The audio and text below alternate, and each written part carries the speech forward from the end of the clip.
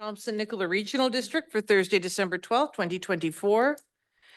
The TNRD acknowledges that we connect with many First Nations communities over our vast regional district, and today we are located on the Tecumloops-Tishoquetmik territory, situated within the unceded ancestral lands of the Secwepemc Nation. The TNRD appreciates the partnership that we have with Tecumloops-Tishoquetmik and respect the territory and land on which we gather today. We have alternate director Beppel here today. Do we? No. The chair's announcements lied. All right. All right. Library update. Well, this is going to sound odd, but the TNRL is excited to announce that the Clearwater Library will soon close. It's because, but wait, there's more. That's because renovations at the library are set to begin shortly. Residents can stock up on their favorite holiday movies and books to enjoy during the season. A temporary library will be open in mid-January at the Dutch Lake Community Center, thanks to the generous support of the District of Clearwater and the Wells Gray Senior Society. The TNRD will formally be signing a memorandum of understanding with High Bar First Nation. That has been postponed until the new year, and Mr. Kelly will confirm once a new date has been agreed upon. Holiday waste reduction tips.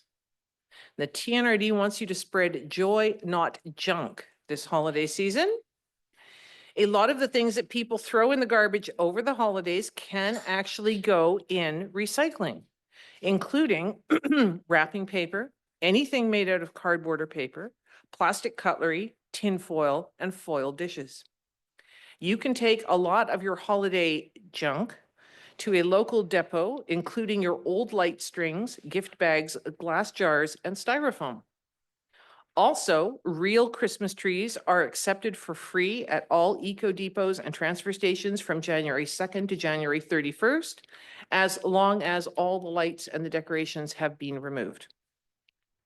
Also, please consider giving experiences or giving homemade cooking or baked goods to cut down on waste as well. There are still lots of holiday markets, craft fairs, bazaars coming up in the region over the next week or so. It's a great place to stock up from local artisans, and you won't have any trouble getting them delivered because no post is involved. If you're looking for more information and waste reduction tips, please contact the Solid Waste Department or visit the webpage tnrd.ca/holiday recycling. A reminder that tomorrow morning, our annual board photo will be taken. Please meet at the first floor atrium at 8:45 a.m. sharp. To strike a pose, you have been warned. Upcoming meetings and events. Wednesday, January 22nd at 10 a.m. Strategic Plan Update Meeting.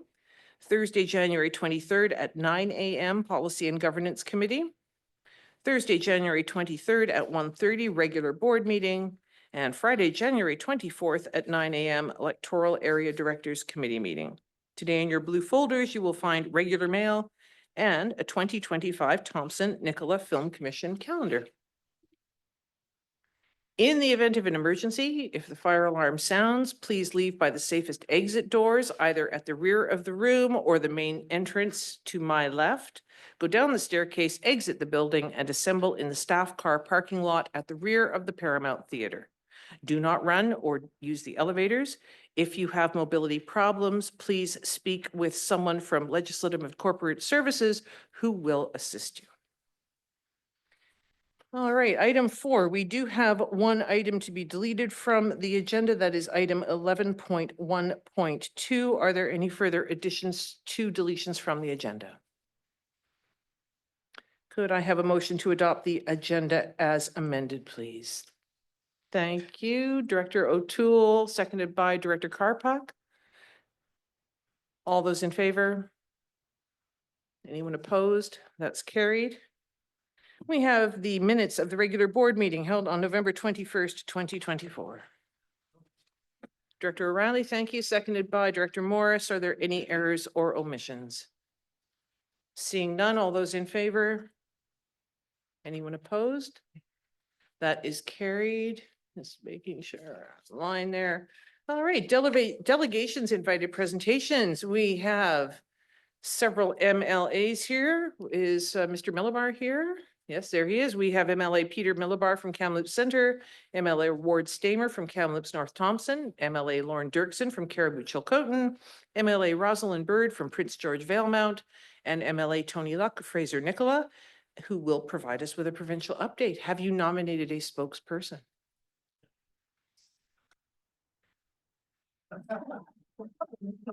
MLA Dirksen has been voluntold, I think, here.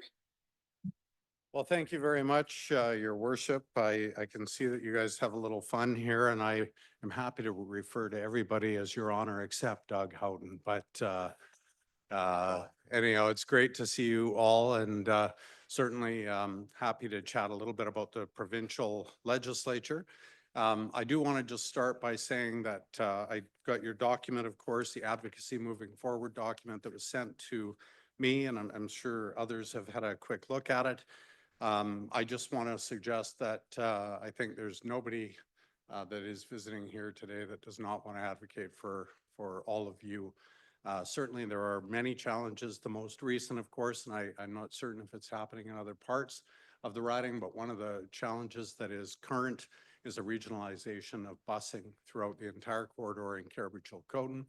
And it has serious impacts. You know, we have seniors that are trying to get around in our small communities. We have many challenges with losses in jobs. In 100 Mile, we're losing a BMO franchise. The bank there is pulling out. So these are all very serious situations. And I can say that with a great deal of clarity that you know, it is always challenging opposition to represent. But I can tell you right now, it's been very challenging thus far. You know, all the comments about hitting the ground running, we are not having a fall sitting, which is frustrating because there are many very serious, very serious items going on, including healthcare. We've got seniors that are struggling that could use a little extra help. We've certainly got a very serious situation with respect to Atlantic Power and Williams Lake. So the reality is, to wait till the spring is going to be a very serious challenge. There's no question about that. I think that we have about 10 minutes. I think that there will be others that want to just introduce themselves, if that's all right, Your Chair. I do want to say too that the ridings, of course, are much different. And so to have Prince George Valemount represented here is shocking to me. But my riding now stretches from really Cherry Creek and Tobiano all the way to Anaheim Lake in the West Chilcotin. So it's 7 hours to drive across on a bright sunny day. And there are now 2 regional districts to speak with and communicate with, 2 school districts, about 17 First Nations, multiple communities, 7 in total, I think, that are organized, and many, of course, that are not. So the challenge, I think, for MLAs is going to be pretty ginormous. That said, we were all begging for votes about 4 weeks ago. So we're pretty darn happy to be here and pretty darn happy to represent. And so I should have started right off the top. My name is Lauren Dirksen. I live in Williams Lake, and I am the MLA for Caribou Chilcotin. But I think others might want to say something as well. Also, Chair, I have maps of Caribou Chilcotin. Can I leave this with one of your staff for anybody affected? Certainly. Perfect. Maps and contact info for the riding. Thank you very much. It's very nice to meet you all.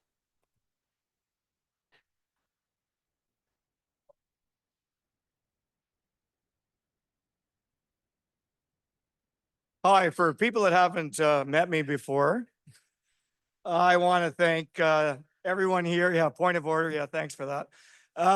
But honestly, I'm just so thrilled to be here, you guys. And Ward Stamer, Kamloops North Thompson, also the forestry critic. I actually have, 15 of the 27 of you here, including Lee, that I share very fondly with Rosalind because of Blue River being in the regional district and not being in our ridings. But it's been an incredible month and a half. It's been incredibly positive. As Lauren said, we've got some tremendous challenges We were in Victoria just yesterday. You know, we were ready to govern, and unfortunately, the government isn't ready to govern. So we'll get through that. We'll be raring to go when the House finally does get in session, and I'm really looking forward to it. I've been told that there's a possibility that the walls may vibrate when I'm speaking, and I'm certainly looking forward to that opportunity. So on behalf of my family to yours, a very Merry Christmas and a Happy New Year. Thank you.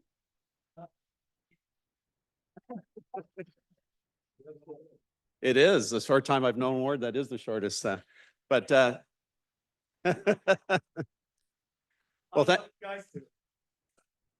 okay, Ward, it's my turn. No, it's great to be here today. Thank you very much for the invite and a chance to introduce myself. I know a few of you are in the room now. Just a little bit about myself. My name's Tony Luck. I live in Merritt, reside in Merritt. Mayor Getz is my mayor there.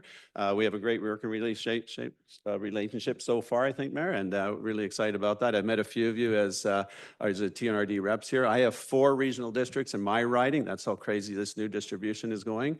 My riding goes all the way, Fraser-Nicola goes all the way from Logan Lake down to Merritt, down to the Fraser Canyon, over the Eastgate and Manning Park, and all the way butts up against Mission down in the Lower Mainland. So I have a very interesting, diverse riding. I have the wetlands of the Fraser River down in the south.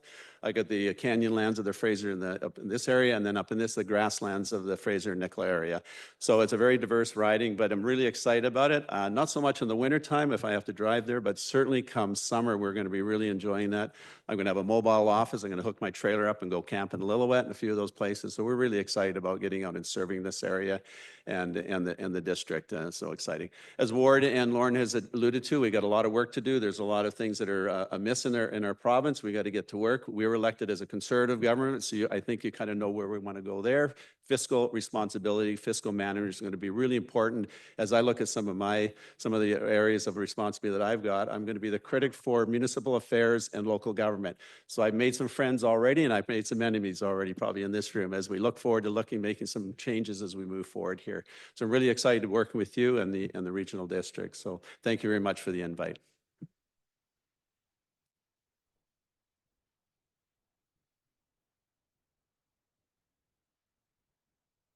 Good afternoon, everybody. I'm Rosalind Bird, and I am the MLA for Prince George Valmont. Thank you very much for the invite. As everybody said before, we've got a lot of work to do. We're all excited to do it. I've, met some individuals in the room that I'm already going to be working with. Prince George Valmont's very similar to other ridings, is quite large. A lot of rural urban split there. So the challenges are very different from one end to the other. So looking forward to tackling all of them and, working with everybody in this room to make our province a much better place. So thank you again. And yes, very Merry Christmas.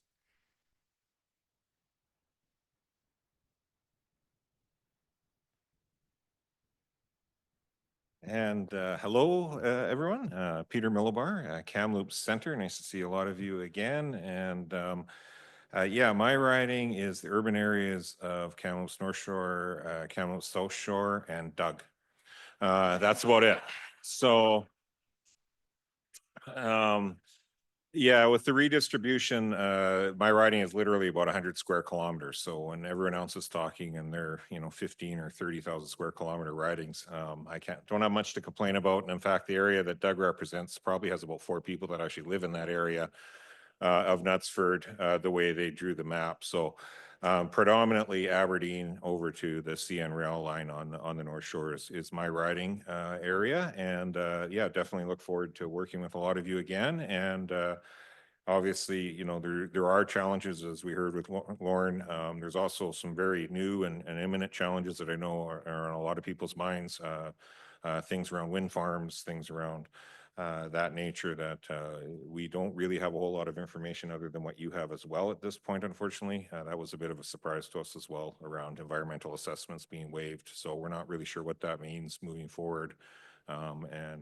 Anyways, we look forward to any potential questions you might have today. Well, thank you very much to all 5 of our MLAs. And does anyone have any questions? Director Houghton. I'm getting back at a few of you. I'm going to direct this to probably Director Stamer, and Peter touched on it a little bit. Back in June, we were notified of some wind power projects within, in our riding, Director Stamer, and other ridings, Merritt area and Tony's area. And that was in June. And I did meet with one of the proponents not very long ago that was just thought was getting started on this. And I did let some of the neighbors know. And you know one of them very well, Mr. Stamer. Anyhow, now these projects have been okayed and slammed through, and really was zero consultation, zero assessment. Everybody in our collective riding, MLA Stamer, are up in arms because they heard about it same way we all did. And we just need your help to consult with Minister Dix and whoever else is involved to, the people there need more in our riding ward. Thanks very much for that, Doug. And yes, my phone has been ringing off the hook ever since the announcement was made that BC Hydro is going to be putting forth these 9 proposals, potentially $6 to $8 billion or more. We don't know.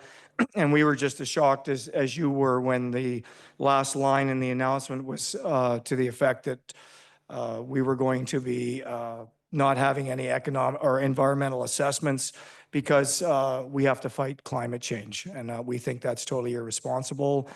We believe that, yes, there are opportunities to move forward on some of these much needed projects, but to say that we wouldn't be doing any environmental assessments is totally wrong. It's unacceptable. And at the same time, we know the consultation program or process that they had was very short. It was very narrow in scope. We agree with you that there's probably a lot of people that would have entertained an opportunity to be in that process that were not heard. And we will certainly be not only formulating a policy through our party, but we'll also be responding in kind and supporting all our residents throughout all of the ridings in British Columbia when it comes to any power generation or any projects of this size, to make sure that we are following the rules, that we are taking enough time to consult, and we're doing it properly. Thank you. Does anyone else, Director Getz? Yes, I was just wondering if we could find out who critiques what from all of you. I know a couple, but I don't know. So who are you shadowing, just so we know who to send our stuff to if we have to?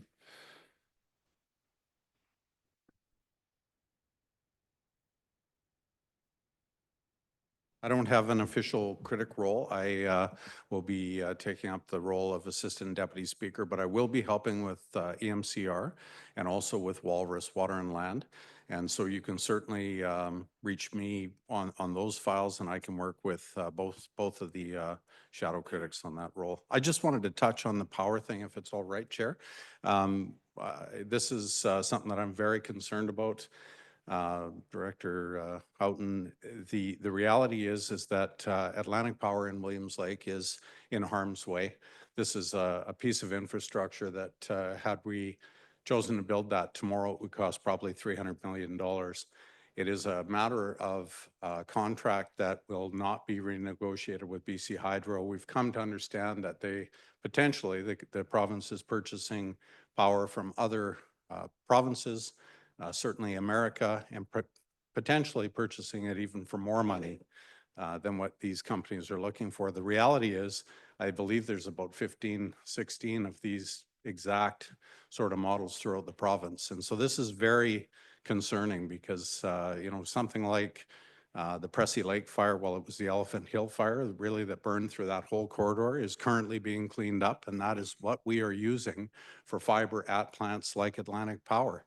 We're using them from the West Chilcotin. There's funding out there through FSBC, which is Forest Enhancement Society, to help with that. And so this is a green project. I mean, these plants were built to generate power from waste from mills. It got rid of a beehive burner in Williams Lake. So it's shocking to me that we're in this situation, and the suggestion for the wind power has frustrated me to a huge extent because these plants are genuinely in harm's way. So. And if I can quickly add, Peter Malabar is finance, Rosalind Bird is citizen services, as Tony alluded to, municipal affairs, Of course, I'm forest critic. And just to touch on to what Lauren is saying too, in this region, I don't think a lot of us really truly appreciate what Kruger is able to provide in this community. I mean, that plant represents $1 billion a year in economic opportunities throughout British Columbia. $1 billion. And that cogen plant that they have is not only necessary for them to run 24/7 with their 65 megawatts of power that produces, but they also put 20 megawatts back onto the grid, and unfortunately, they barely get paid for it. If we lose a sawmill anywhere around here within 200, 250 miles, that plant could close because they don't only need the biomass to run that cogen from burnt and other opportunities, but also from our manufacturing facilities. If they go down, it goes down. That's how we're so integrally tied in this province with forestry. So as Lauren mentioned, that is critical when we're even contemplating, importing power from another jurisdiction, no strings attached. It can be coal, it can be nuclear, it could be anything you want, but we're having strings attached where we could be in control of our own destiny, and they're not allowing us to do that. And that is totally unacceptable. Thank you. Any other questions?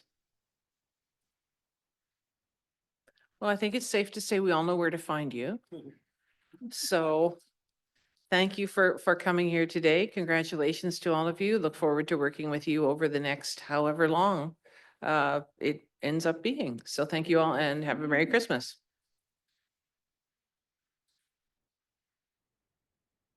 You can all leave. No, we won't be offended at all.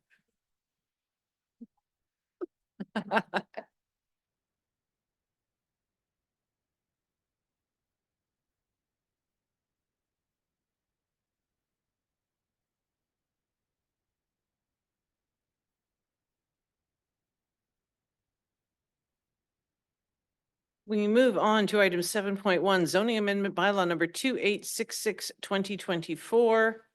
And zoning amendment application number BA 268. We do have a couple of recommendations here. This is just to do a little bit of tidying one. up. Director Blackwell's moving one, second by Director Ranta. Any discussion? On the question, all those in favor? Anyone opposed? Carried. Two. Director O'Reilly, seconded by Director Getz. Any discussion? All those in favor?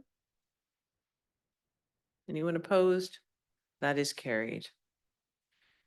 Development application, we have Agricultural Land Commission application number ALR 230 and 237. We do have a staff recommendation.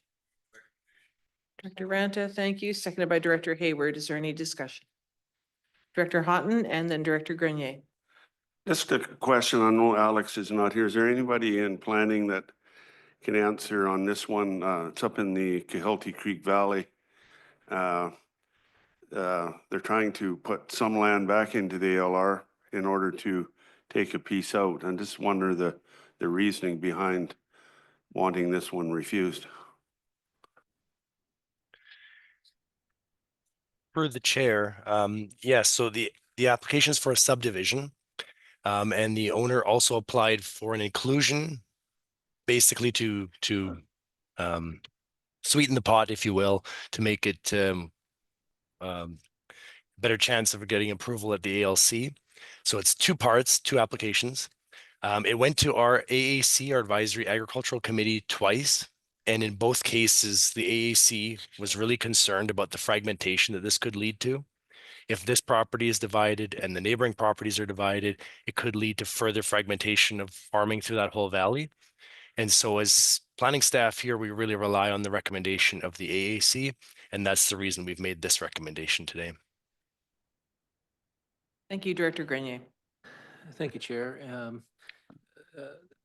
When I looked at this application, I see that the landowner has made significant initiatives towards agriculture, improvement of agriculture, putting in irrigation and clearing off an area. And the pictures show that he took an area and made it more productive. That's the area that he's talking about. including into the ALR. So those are initiatives. He's been a landowner since 2008, so he's been a long-term person here, and he's trying to deal with his retirement. And I appreciate that we've got issues and concerns, but I think this person needs some support since he's talking about putting land into the ALR, productive land into the ALR. And I was surprised that we're advocating refusal. I think if the fellow was going to get refused, he would be refused by the ALR because he didn't meet a test. But I was a little disappointed that we would talk about this many hectares and a person's long-term commitment to this property, and we're not giving him the benefit of a hearing at the ALR. Have I got that picture right, Alex? Can we modify this to just send it to the ALR and let the ALR decide? We're saying we're refusing it. For the chair, the recommendation is that it be forwarded to the ALC and recommended for refusal. So it would get to the ALC, so you're not outright refusing it. But absolutely, the board can change that and just have it say forwarded to the ALC, or you can change it to say forwarded to the ALC and recommended for approval. In this case, again, we went by the recommendation of our AAC. But if this recommendation is passed, it would go to the ALC for the final decision. It's just supplementary to that. Of course, the record is clear. We have an advisory planning committee that recommended refusal, but we would have an opportunity to pass it on to the ALC without necessarily recommending refusal. So I'm wondering, do I have to make a motion to remove the word refusal and then we have a debate about that, or how does that work, Chair? We do have a motion on the floor which moves the staff recommendation, which does include refusal. I would think that it would probably be cleanest if we wanted to just send it to the ALC, or the ALC would be to defeat this motion and have a new one without the word refusal.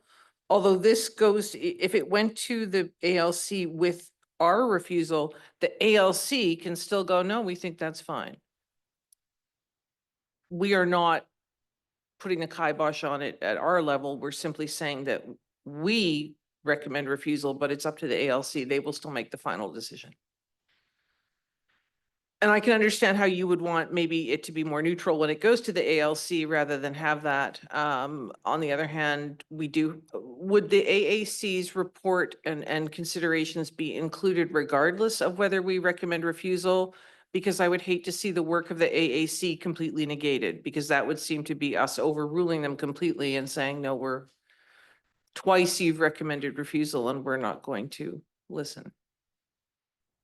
Yes, through the chair. So the ALC would receive both the board's recommendation as well as the minutes and recommendation of the AAC. So they would see both.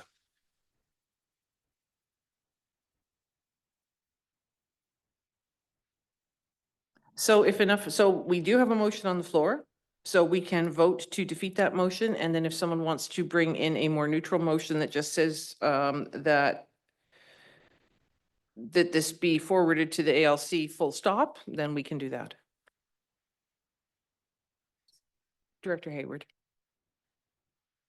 I just want to say that we have a committee that has looked at this twice, and this is their recommendation. And they do understand agriculture, they do understand the land, they do understand the ramifications of doing something like this within a valley that it really is an agricultural valley. And once you start the flow, it's pretty hard to turn off the tap. So I think we really have to think about that.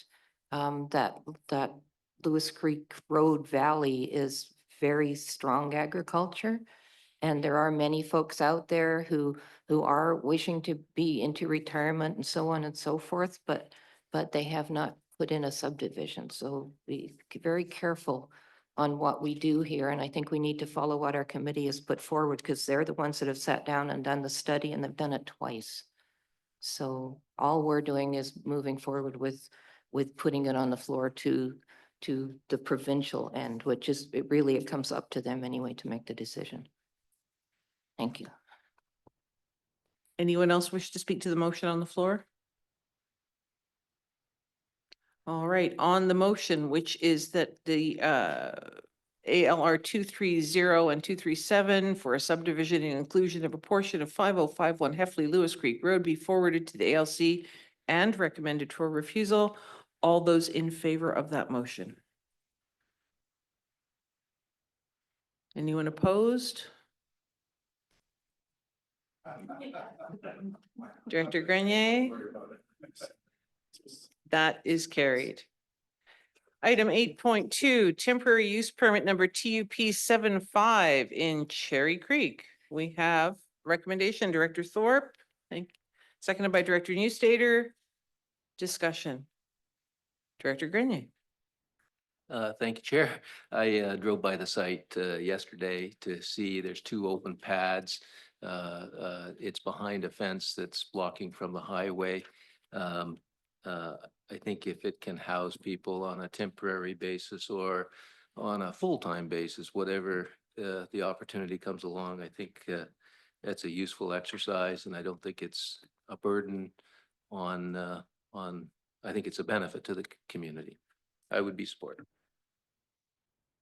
Thank you. I took the opportunity to look at it myself yesterday on the way past. I must say of all the places of that nature that I pass on the way to Kamloops, that one has never presented any issues. It's never been an eyesore. It's never been a problem.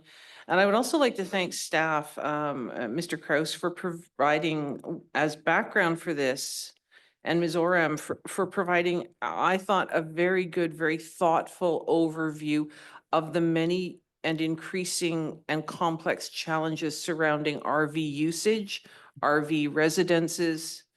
And I think they did a very good job of covering how difficult an issue this is and how it is continuing to grow. And I think they showed a very thoughtful and sensitive solution to this particular issue. Any more discussion on the question? Then all those in favor? Is anyone opposed? That is carried. CAO Hildebrand, over to you for your verbal report. Thank you, Chair Roden. I just have a few updates for the board today, starting with budget 2025. So as you will know, the provisional budget, of course, is on today's agenda. And to share a few highlights as we move forward to 2025, staff continue to look for efficiencies and cost savings within our budget. And to date, we've been able to reduce our global tax increase from 8.5 to 7.8% so far. We will continue to look for opportunities as we head towards our final budget deadline of March of 2025. We'll update the board along the way. I'm certainly hopeful we can find additional savings. We continue to share information across all of our communication channels to ensure that we're answering questions and provide resources to our residents that are looking for more details. Our CFO will be presenting later in the agenda and walk you through both the provisional budget and the capital plans for 2025. So questions can certainly be asked at that point. Number 2, I just wanted to touch base on the Canada Post strike and the impacts to the TNRD. In light of the strike and impacts to mailing, we have provided notice about paying and receiving bills and launched an e-billing campaign for our utility system customers. Currently, only about 25% of our utility customers receive their bills by email, but 75% pay electronically. So this tells me there's opportunity there to convert. We're hoping to grow these numbers, and we're using the timing of this Canada strike to take advantage of that. E-billing is convenient, secure, reduces paper, and helps avoid delays in customers paying and receiving their bills due to something like a postal strike. It also saves us some costs as well as far as mailing out bills and staff time and finance. We also encourage suppliers for the TNRD to set up a direct deposit. On January 1st, all payments to the TNRD suppliers of the TNRD will transition to electronic payments, and we won't be issuing checks. This is not only a small cost-cutting measure, but also more effective and more efficient process overall. For utility customers switching to e-billing, we have a short form on our website that they can fill out and simply switch over to that way of receiving their bills. We have also recently sent out a Voyant alert to share this information directly with our utility customers so that they're aware. That all being said, there's still one more way that we're trying to provide this service, and that would be using your local library to drop off a check that's post-dated with your account information that can then be transported into our finance team. So we are doing everything we can to ensure people can pay their utility bills prior to the end of the year during the strike. The next topic is just our strategic plan update. This board gave direction to myself and our team to do a check-in halfway through our term, and that's going to happen here in the very near future. So we are going to do another strategic plan progress report on January 22nd, which will cover basically the full year 2024. You'll remember we did a meeting in July that talked about the first half of the year, and we plan on doing that every 6 months. In our July update, we provided a 6-page document, which will do much the same going into to this upcoming meeting. There were 55 projects included in that update with comments and updates for each of them, and we'll do that same thing again in January. The public can also view the strategic plan progress update on our webpage anytime they would like, and it's on there currently. As discussed with the board, we'll also be facilitating a board discussion to find out if there's anything you want to change in your strategic plan in the final 2 years of the term. We would hope that things would be relatively the same, but there could be some tweaks there that the board may see as important. So we'll have that discussion on January 22nd. And then just finally, on behalf of myself and my family and our entire staff of the TNRD, we wish our residents and of course the board a very Merry Christmas and Happy New Year. Please stay safe and enjoy your time with friends and family. That's all I have. Any questions? I will Thank you. gladly take them.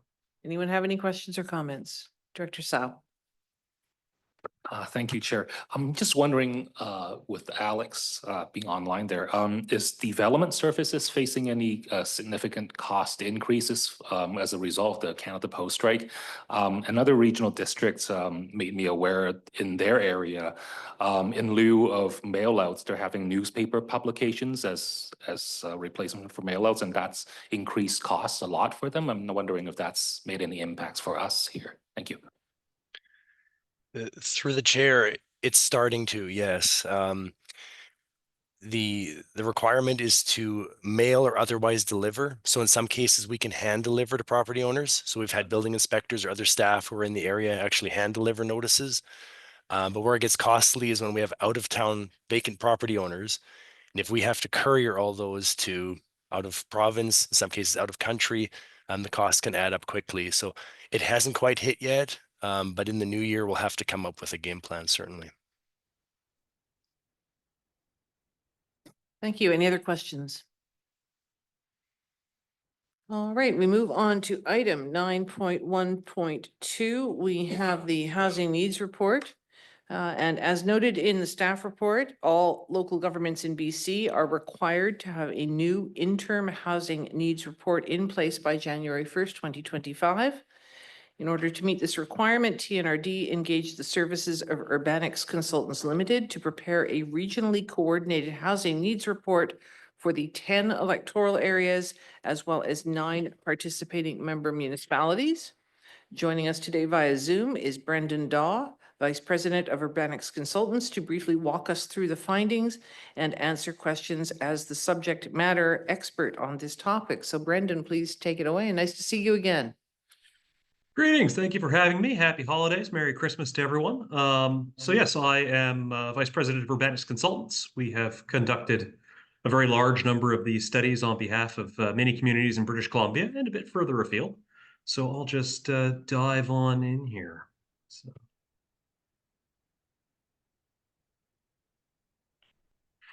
So we have here today our report for the electoral areas and communities of the Thompson-Nicola Regional District. So this is intended as a full-scale housing needs assessment to meet the need for an assessment every 5 years of housing needs under the regulation. This includes both a new provincial methodology as well as the wider suite of data collection and public engagement to address housing needs. So let's talk about there we are, the methodology. So the methodology is composed of 6 components. Now this was issued by the province in the summer of 2024. It ensures that every city, town, village, and electoral area in the province has a comparable set of numbers as to what their housing needs are. and is intended to inform planning going forward. It's composed of 6 factors. They are extreme core housing need. That is the portion of the community that have to spend more than half their income on housing costs. Regional homelessness counts as apportioned by population. Suppressed household formation, which is an estimate based upon the 2006 census on the extent to which increased housing costs have caused people to less be able to form their own household. Projected population growth. These are your BC stats population projections in terms of households going over 2021 to 2041. Rental vacancy, just an adjustment to account for the fact that you need somewhat more rental buildings than available than there are people living in them to have a healthy rental market. And for municipalities only, the demand factor, which is an adjustment to expand the scope of the housing needs, but that only applies for municipalities and not electoral areas. So in terms of the statistical information going into this report, we've relied upon data from the census and StatsCan, from CMHC, from BC Stats, as well as from the TNRD and local governments to assist in putting together this report. We also spoke to a great many stakeholders. We had a stakeholder interviews with local government officials, social service providers, First Nations, and others with a stake and with relevant information to share to help inform what the process we are engaged with here, bring to light new information. Additionally, we conducted an online community survey in partnership with the TNRD and with the participating municipalities. We had 523 responses, of which 13% came from electoral area residents, 68 responses. I would note that this is not intended to be a scientific survey. It's really an opportunity for members of the community to tell their story, to have their say, to bring to light knowledge that we wouldn't otherwise have access to. And so that's an important part of this project here. I do want to speak to some of the key limitations. Now, this was a methodology that was handed down by the province, and there are some drawbacks to it. For one, it is not a market-tested estimate. It is one based upon a selection of social goals. So this does not mean that yay many houses will be viable to build. Some of these will require non-market solutions to be built in the first place. Secondly, some of the inputs are somewhat circular. One of the key drivers of housing need identified here is projected population growth. Now, projected population growth is largely a demographic figure. However, it's composed of estimates based upon the current population's age and gender structure to figure out how many babies will be born, how many community members will pass away, and how many people will migrate in and out. And that migration figure, in many ways, is dependent upon past planning decisions and economic outcomes. And so using that as a forward planning tool creates something of a feedback loop that is problematic. Lastly, there is the demand factor for municipalities. However, that is not a key feature for electoral areas. I would like to commend the regional district for having a combined effort on this. Housing, as we know, is a regional thing, and it's important that these issues be considered at the scale of housing markets. So that's a really good thing to see that you're all working together on this. So looking at some of our population projections, we see a projection of steady population growth going over the next 20 years to a growth for the study area, a growth to 45,792 residents. We see a modest sort of a level number of youth 0 to 14 and increasing numbers of seniors, as well as increasing numbers of working age members of the community going forward. This is although for the most part, this is a relatively stable population composition. This is not, well, there will be more people with different needs over time. It's not there are communities where this is quite a bit different. So that's something I would just like to note there. So this is really the meat of the study here. This is the counts of housing needs under the provincial formula over the next 5 years, or for this purpose, 2021 to 2026, anchored to the last census, and 20 years, 2021 to 2041. And so as you can see, for electoral areas, the total housing need over 20 years is 4,000 units, or 1,377 units in 5 years, compared to the wider TNRD, which is 28,000 units over 20 years. So that's where we're coming at. The main driver here is anticipated growth. That is that demographically based population growth based upon past migration and expected future birth rates and mortality rates. We would like to discuss some of the things that we heard in putting together this study from members of the community. People felt that there was issues paying their bills, meeting the rent, finding affordable housing. There were people who were open to newer, different typologies for housing delivery. We have seen people who are in need of housing for seniors. We've seen a need for housing for the youth, and I think that there's a lot of comments to be found in the report that elucidate some of those factors. So some of the key recommendations that we do find include working to expand non-market and supportive housing options. That can be through various efforts to reduce the burden of the permitting process on them, direct supports, other methods, working with senior governments, expanding the rental housing supply, and addressing the needs of different demographic cohorts going forward. So I would like to thank you all for your time hearing my presentation here today, and I am happy to hear any comments or answer any questions that you might have. Thank you very much. Does anyone have any questions, comments, observations, concerns? Anything at all? We had much the same presentation on Monday for Ashcroft, and I think just something that we were made very aware of was the rapidly growing over 65 population everywhere. And in Ashcroft, we are already 37.6% of our population is 65 and older, which is double the provincial average. I think Cache Creek is slightly behind, around 34, 35%. Clinton's is about the same. And these are all set to increase. And looking at the table for the electoral areas, going almost doubling over the next 15 years or so. So I think that is something that all levels of local government, including regional districts, need to be acutely aware of. That rapidly growing seniors population and their needs, which are not easy to serve in a rural area. Any questions, comments?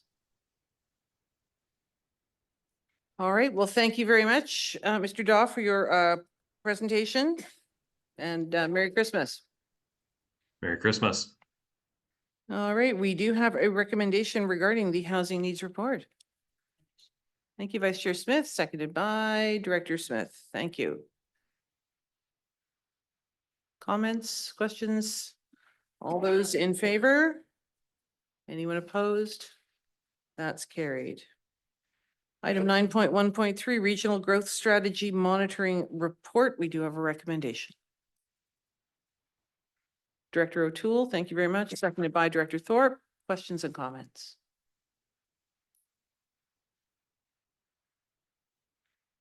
No questions or comments. All right, straight to the vote then. All those in favor? Anyone opposed? Carried. 9.1.4, the advocacy framework. Recommendation. Director Middleton, seconded by Vice Chair Smith.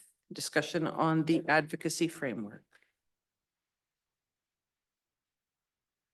Busy time ahead of us in the new year, I think. Questions? On the question then, all those in favor? Anyone opposed? Carried. 9.1.5, Indigenous Relations Framework.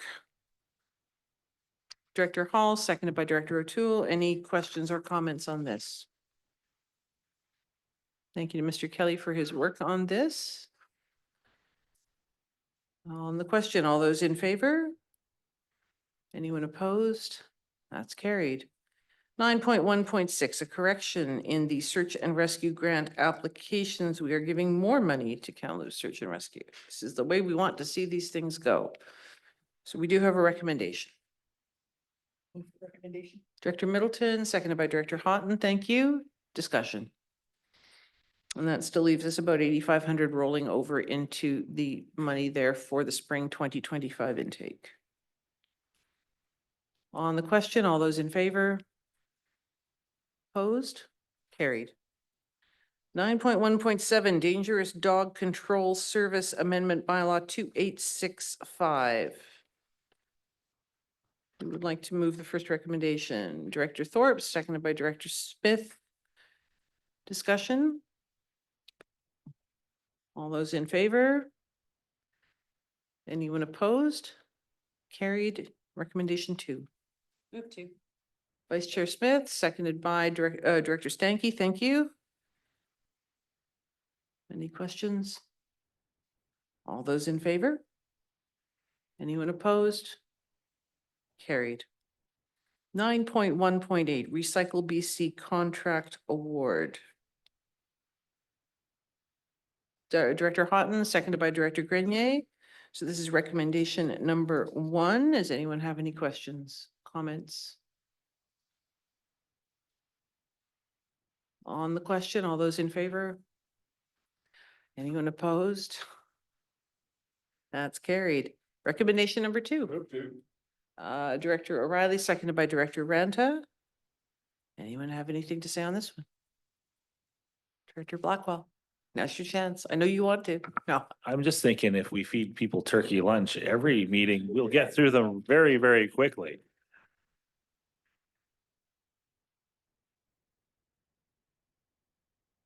Everyone's been lulled by the gifts. That's it. They're thinking about their gifts. All right, so on the question, all those in favor? Anyone opposed? That's carried. 9.1.9, the TNRD Sprayer Loan Out Program Contract Award. Move the who? That was Director Houghton, seconded by Director Ranta. Any questions or comments on the Sprayer Loan Out Program? Director Houghton. I just want to say that the board and the staff have done a great job on finding this firm. I think they do a fantastic job in everything they do. They're very professional. They run a good ship. And I'm really glad that they get to have another shot at it. Thank you, Just Director. further, that's where Director Grenier, Houghton, and Morse, we did a video to get elected, didn't we? Director Getz. I'm going to have to excuse myself from this because my daughter works for Prairie du Feed. I should have said something sooner, so. Could be the shortest recusal in TNRD history. Does anyone else have any questions or comments on this item? All right, on the question then, all those in favor? Anyone opposed? That's carried.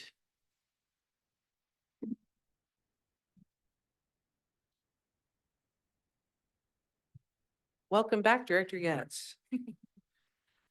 All right, item 9.1.10, we have provisional budget and 2025 to 29 5-year financial plan report, and CFO Fox has a presentation for us all. Over to you.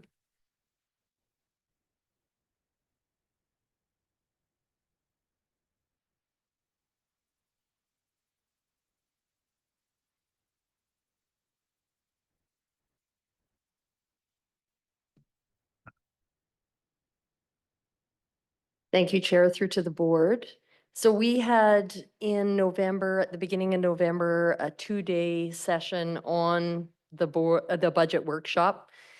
And we tried to come up this year with a bit of a different strategy rather than trying to go through all the same material again, appreciating that sometimes constituents just join at this time and they didn't watch the workshop. I want to make sure I summarize it appropriately.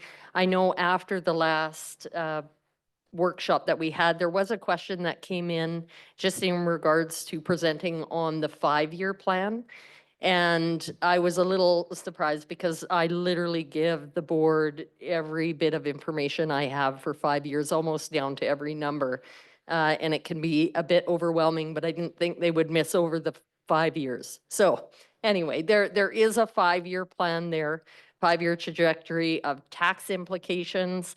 Prior to me coming on, the tax implications after the first year were not really realistic that were presented to you. And that is for the fact that we don't budget for surplus. So anything beyond the first year would not have surplus dollars in there. And at the time I came on, there was about $8 million worth of surplus coming in every year almost consistently. Now we have that down to about 4 million, but still in the year 2026, there's no surplus. So right away when there's no surplus, taxation jumps up. So it's important to remember we have reasonably adjusted transfers to reserves and things where we can in that second year to make sure that the tax impact that we're presenting to you is more reasonable. But knowing that we always take a fresh lens in that next year of budgeting. So I don't know that we need to spend too much time on that. If for some reason the board wanted me to present the 2025 budget and then also present all the financials for the 5-year plan, you would have to allocate me more time to present that information to you. So that is an option. I provide you all the information. I do summarize it, but I do not spend a lot of time on the 5-year projection. Just wanted to touch on that.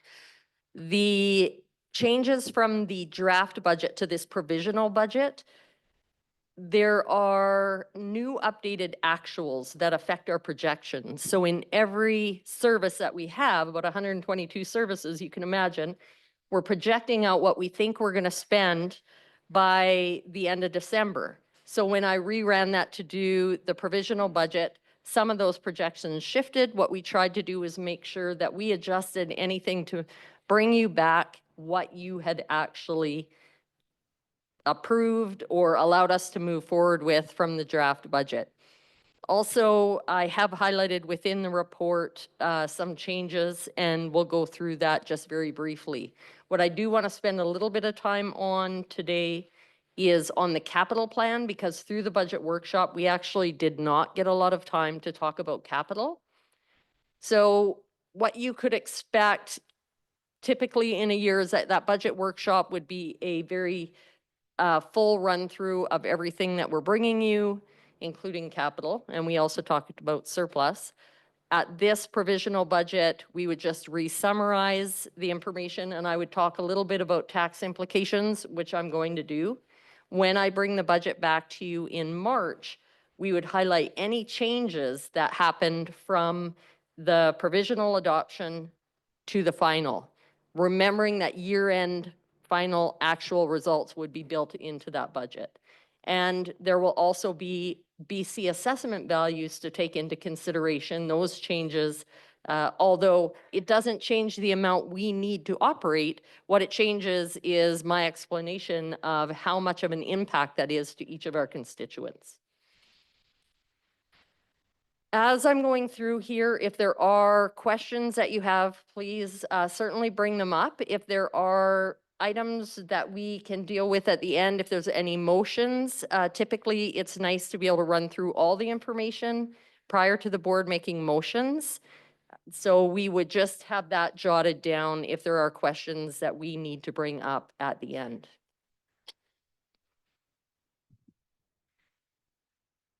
The overall provisional budget still takes into account the negotiated wage increases. Over a half of the overall increase was to do with those negotiated increases, board wage increases. We have since had a facilities manager approved, an asset manager approved, and we have approved the ERP system implementation, although the financing of that does not affect taxation.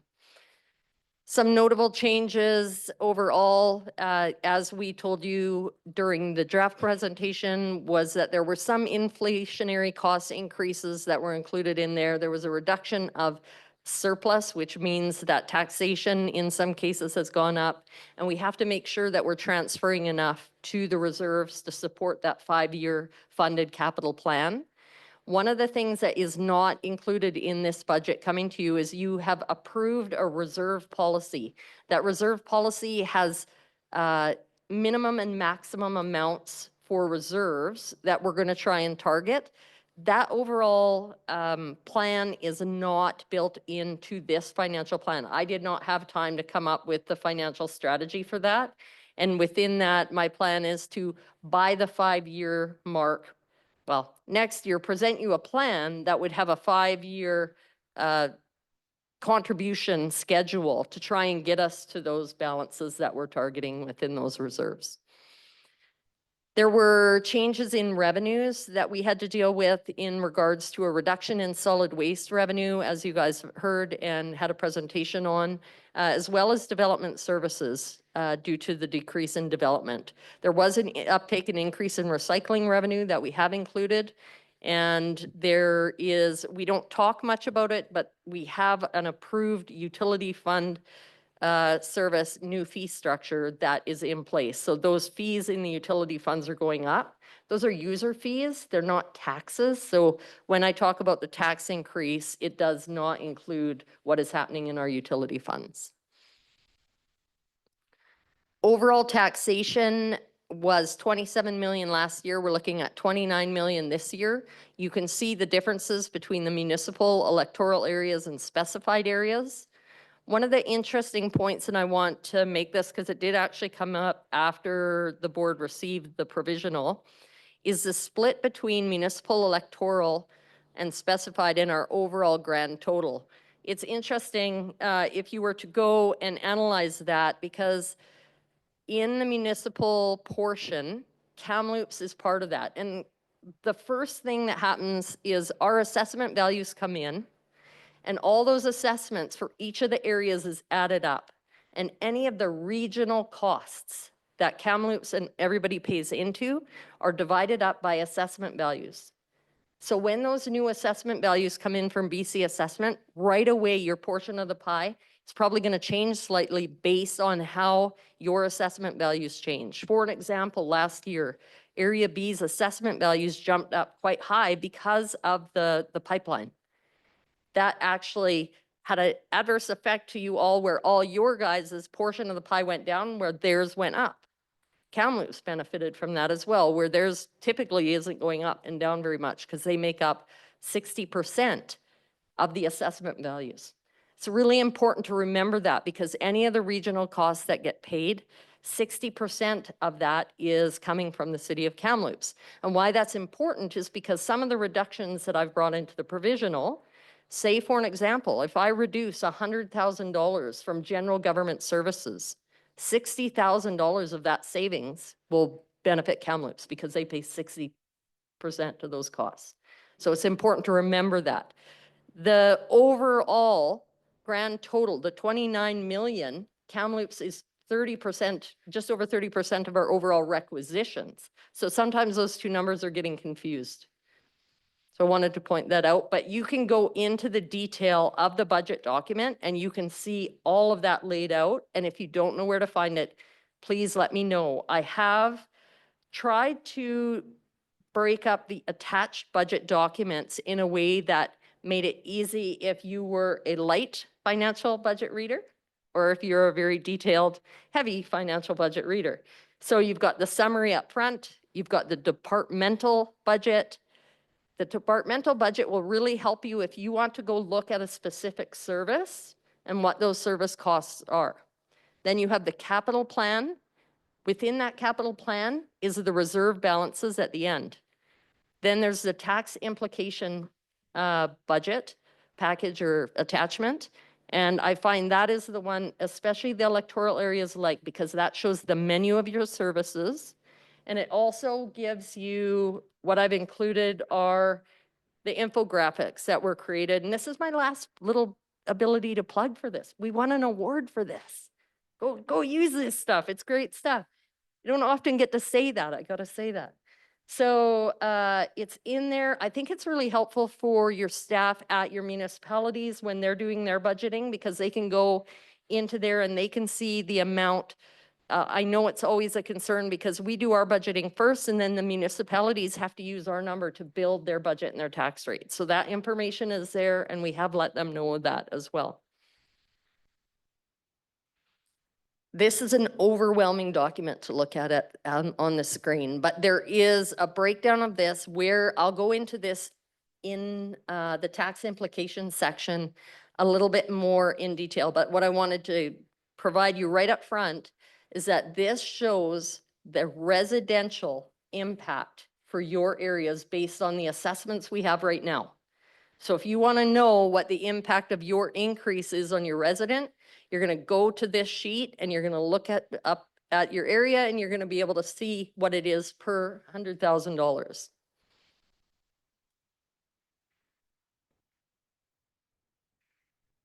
We have broken the budget down with departments. Again, this is where you will see if you want to go in and dive into each of the services and see what the breakdown of those costs are.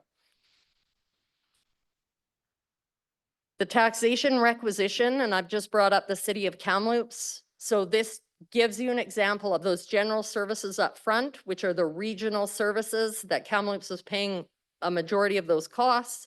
You have local services that they pay into, and there are a number of other local services that are out there that Kamloops doesn't pay into. So the electoral areas, you would see those. So if you're to go to an electoral area tax requisition, it's going to look different. If you can imagine, the city already goes through this and they have a tax rate that they charge their residents already.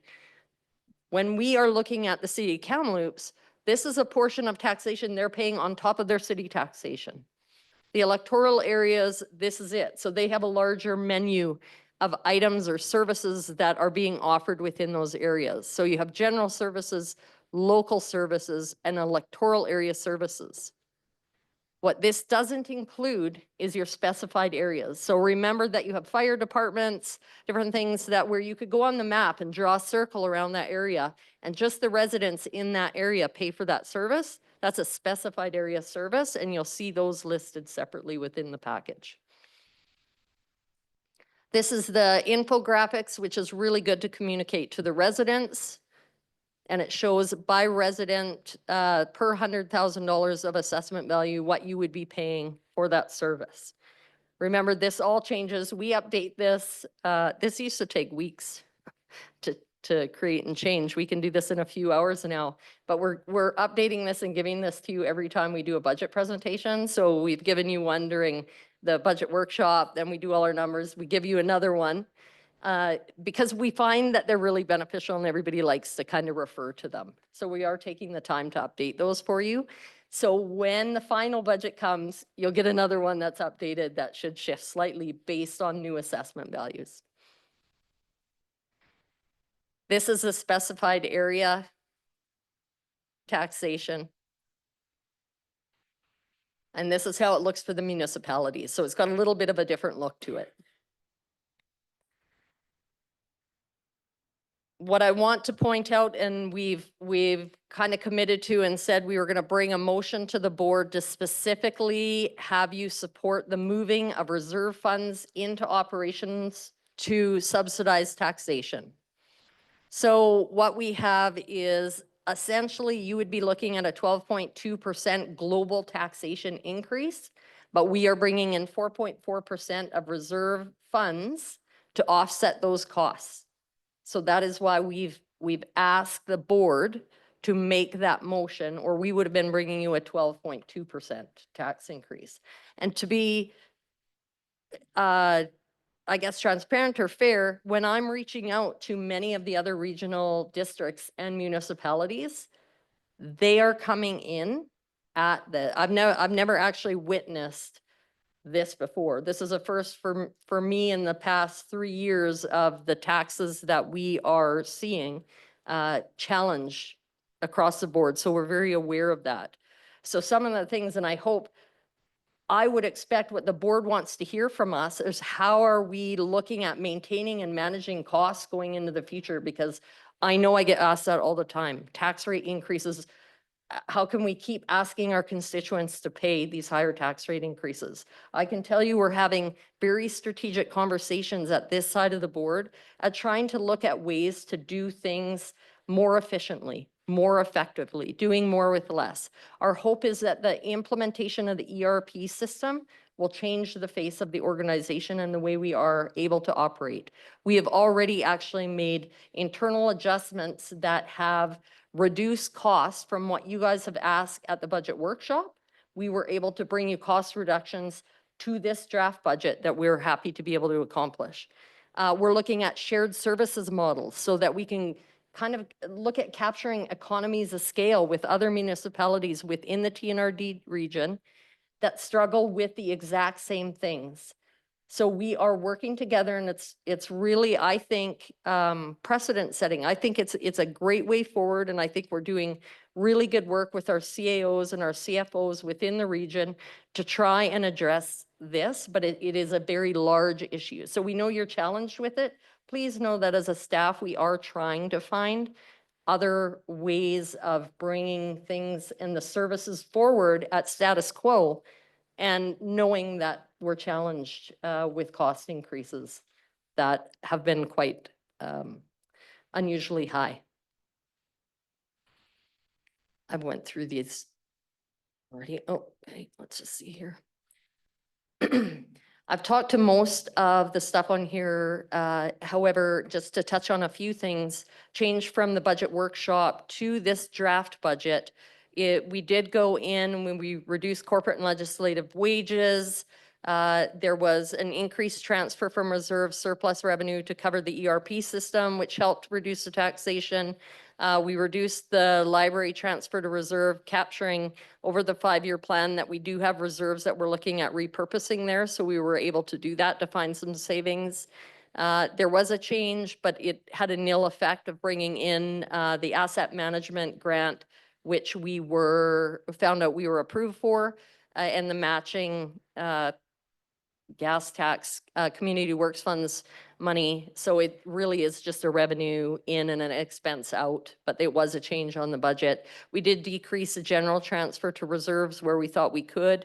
And we did do a small increase in directors, the legislative budget to include $15,000 for director advocacy. Going the wrong way.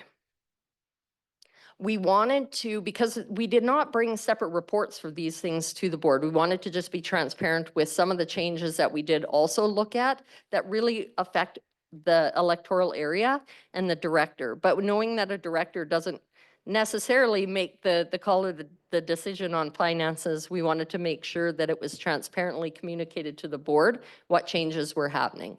So in Pritchard Community Hall, grant and aid, the staff met with the community association and the director to increase the grant and aid for this area. So the increase would be seen on the electoral area P taxation requisition and not for the rest of you. Oh, sorry, L and P.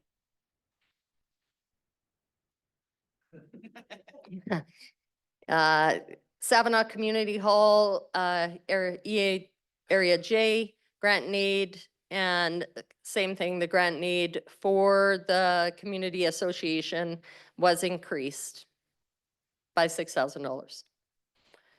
Area J Community Parks increased the annual grant and aid contribution by $2,000. Nicola Valley Archives, Area M and N, grant and aid increased by $5,000. It's important to note that because in the electoral area taxation requisitions, while those ones may go up in those areas, where we were able to capture reductions was in the regional costs. So whoever pays into those regional services, which is more than just the electoral areas, you're going to see a reduction. In the document, in the summary, you will see a list of all the TNRD revenues broken down by category. $62.7 million. And overall, they have gone down. The expenses and the revenues have both gone down. However, and I do get this question sometimes, well, if our expenses are going down, why is taxation going up? But other revenues have gone down. Surplus revenue has gone down. Fee revenue has gone down. So we have to make up for those areas where we aren't capturing the revenue, and that comes out of taxation.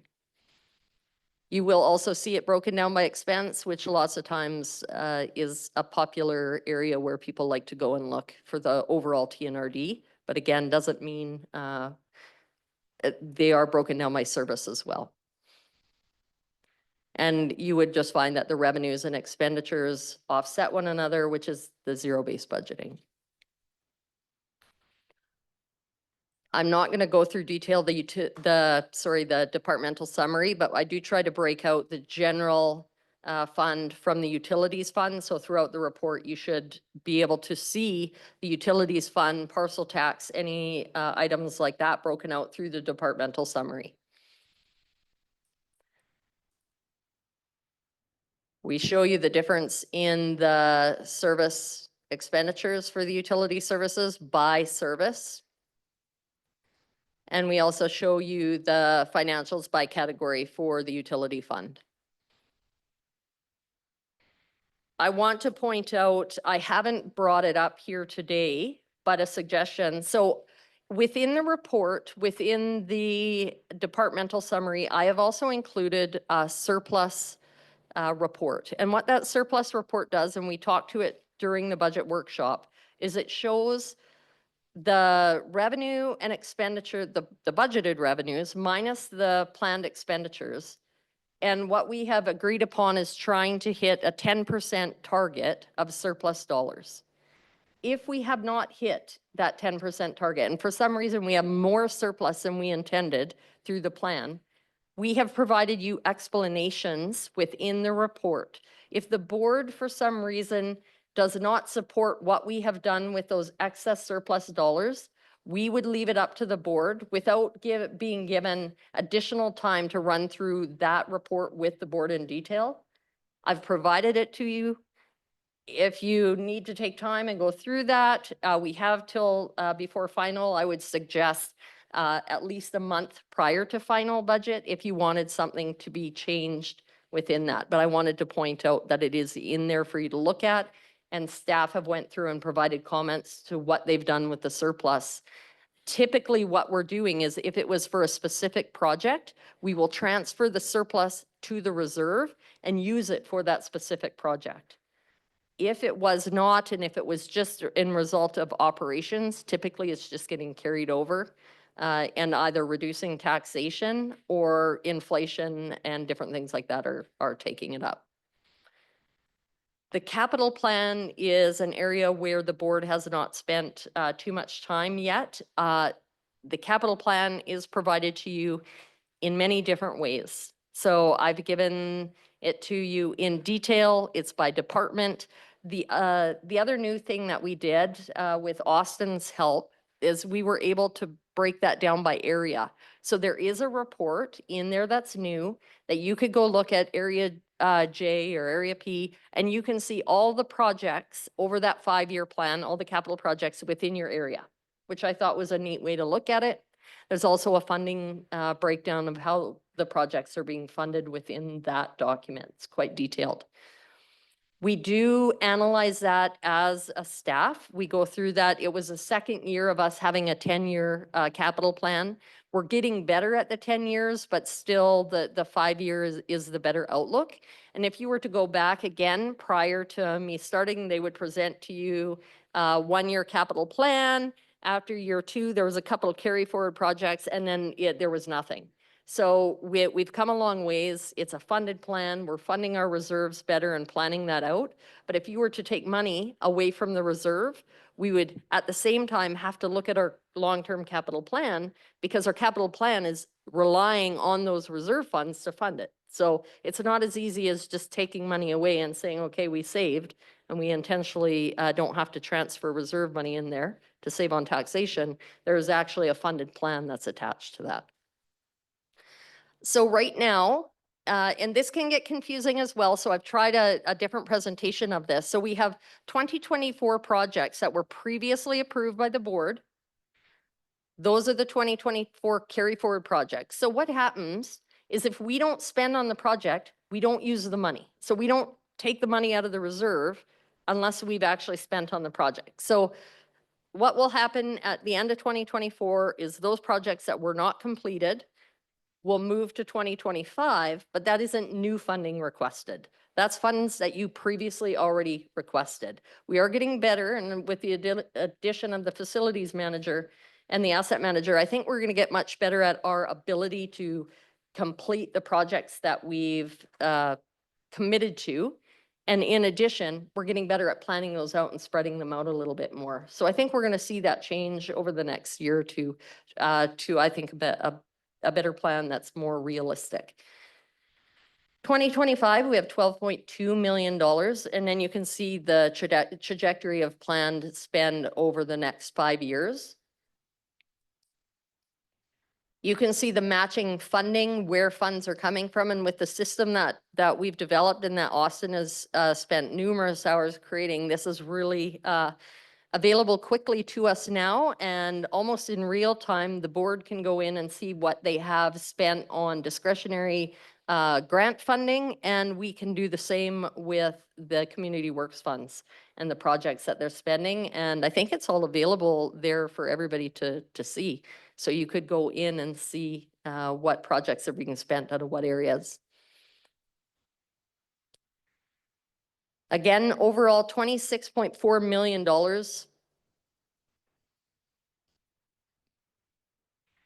We have the fire, that's the fire protection, yeah. Sorry, the fire protection services capital budget. And what we have here is, I've listed all the projects that are over $250,000, and that was a request a year or two ago. So I've just tried to do that so that you guys don't have to go through the list of all the little projects, although they are there at your fingertips for you to call out.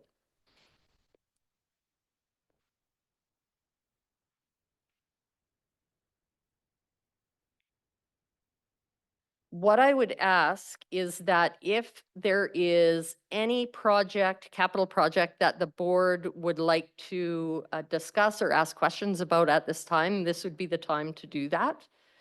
What I'm hoping is that at the end of the budget presentation, that the board will approve the capital plan.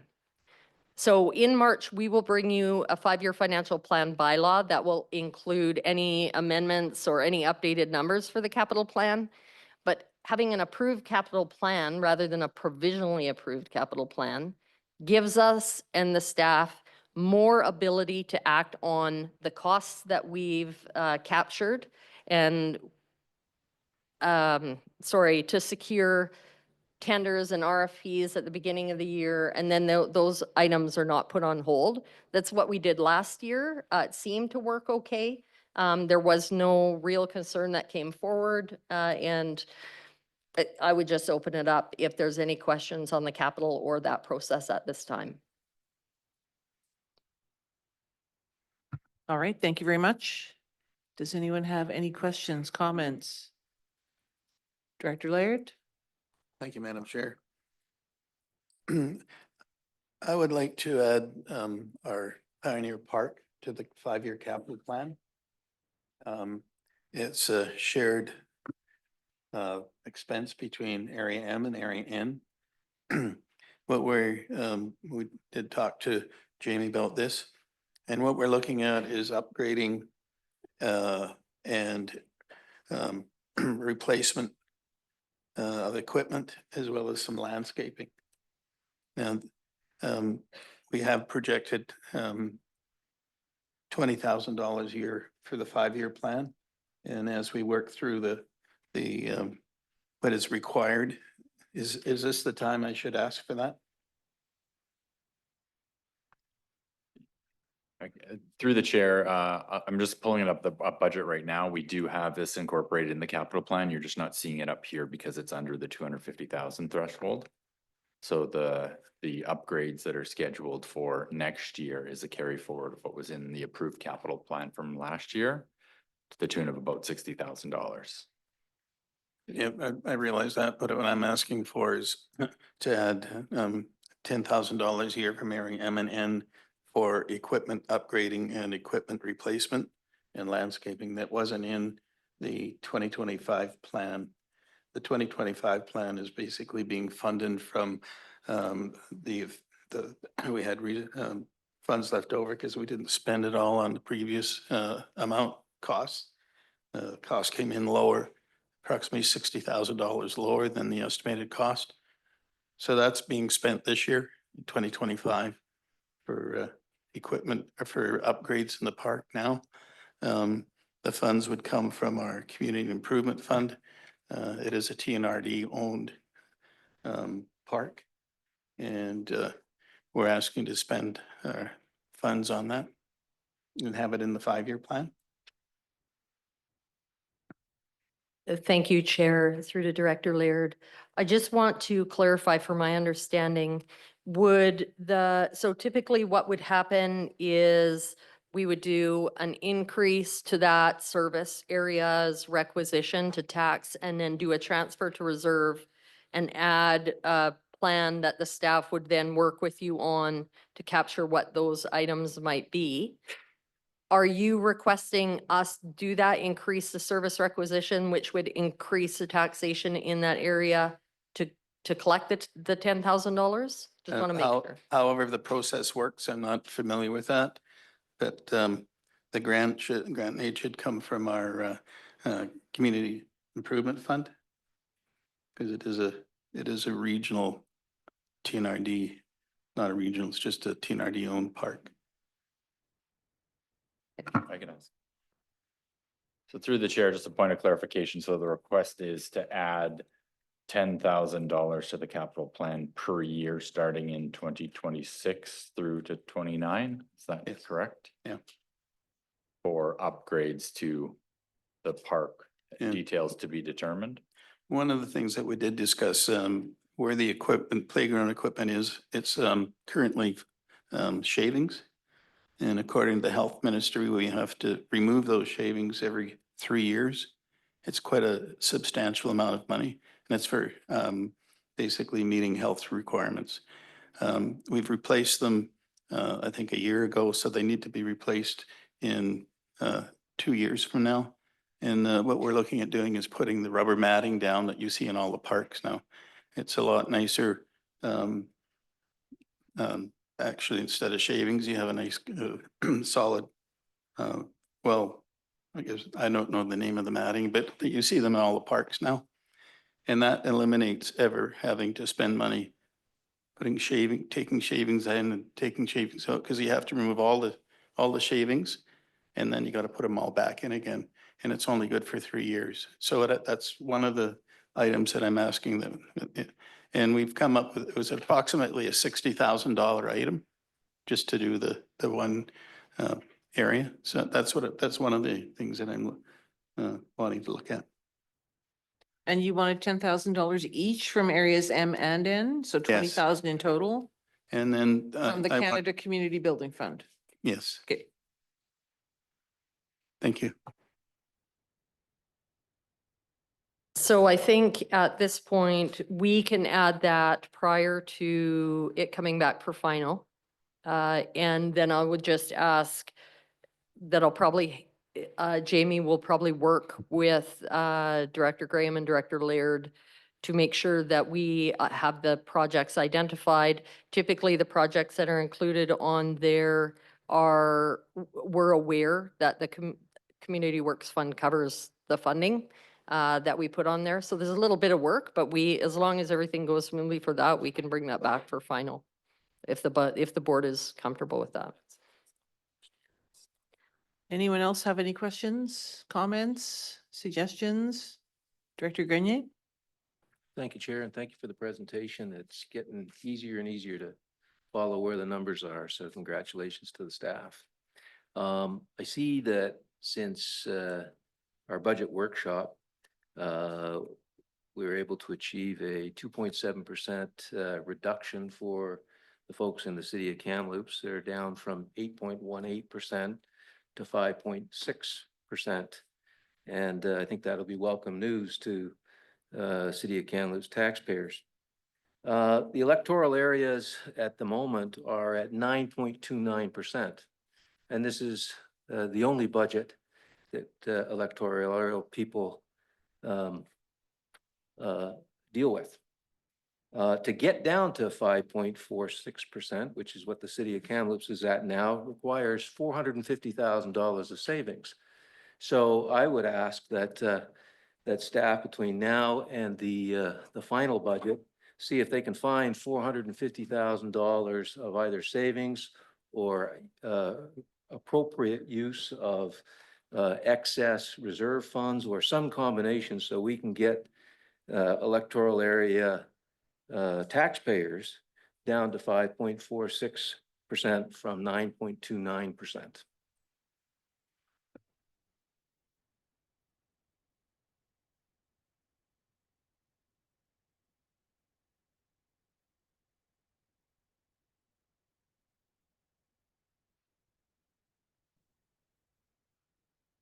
Thank you, Chair, through to the board. So I think, no, I don't know that there was a question there. I think it was a statement to the board. If there is an appetite or suggestion that the board wants to bring forward in regards to the reduction of costs, right now, the kind of the explanation at the beginning is a reason for that. So when we reduce regional costs, the city of Kamloops sees the most benefit from that because when there's an increase, adversely, the city of Kamloops pays 60% of that. So the regional reductions did benefit to the tune of 60% of whatever that reduction was to the city of Kamloops.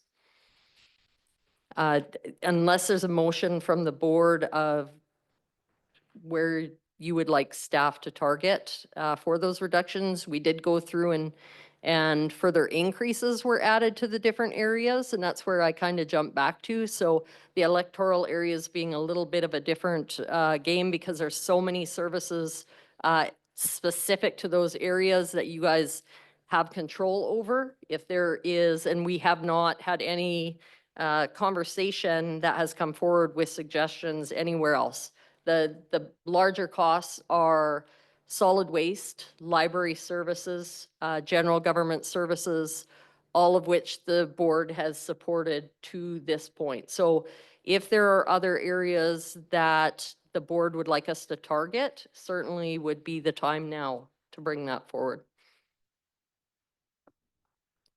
Director Grenier, then Director Laird. Thank you, Chair. I would like to request that the staff look at the reserve funds that the electoral areas fund directly, the ones that are exclusive to the electoral areas, to see if there is any excess reserves.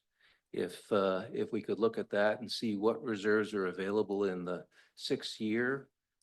We've got a 5-year capital plan where we have reserves, and if there's anything that's in the 6th year that we deem on reflection excessive that we could use now, that would be a good time to use it, given the times that we find ourselves in and the time that our EA people find themselves in.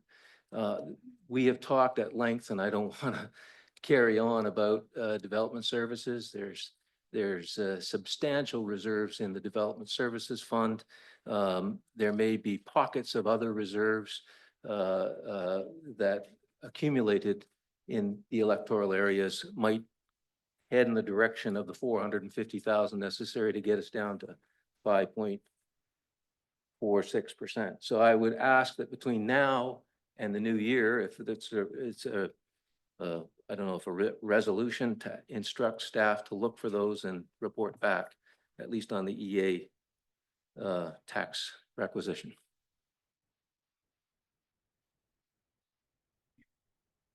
So. Okay, and I'm assuming this does not include any of the other municipalities. So you would not be asking staff to look for savings in Cache Creek, Clinton, Chase, Barrier, Clearwater, Sun Peaks. From what I understand that has taken place, those were discussions at the budget workshop where we were globally looking at it. But this is the only budget that EA people have. I appreciate that every municipality has a share of the TNRD budget, somewhere between 10 and 15% of their taxpayers' budget, and that they craft the rest of the tax burdened on those municipal residents through their municipal budget. But this is the only budget for people that are in the EA, and we're getting close to going final on this. And if we go final on this, we're going final at 9.29%. So I just, on behalf of our constituents, I have to make that request.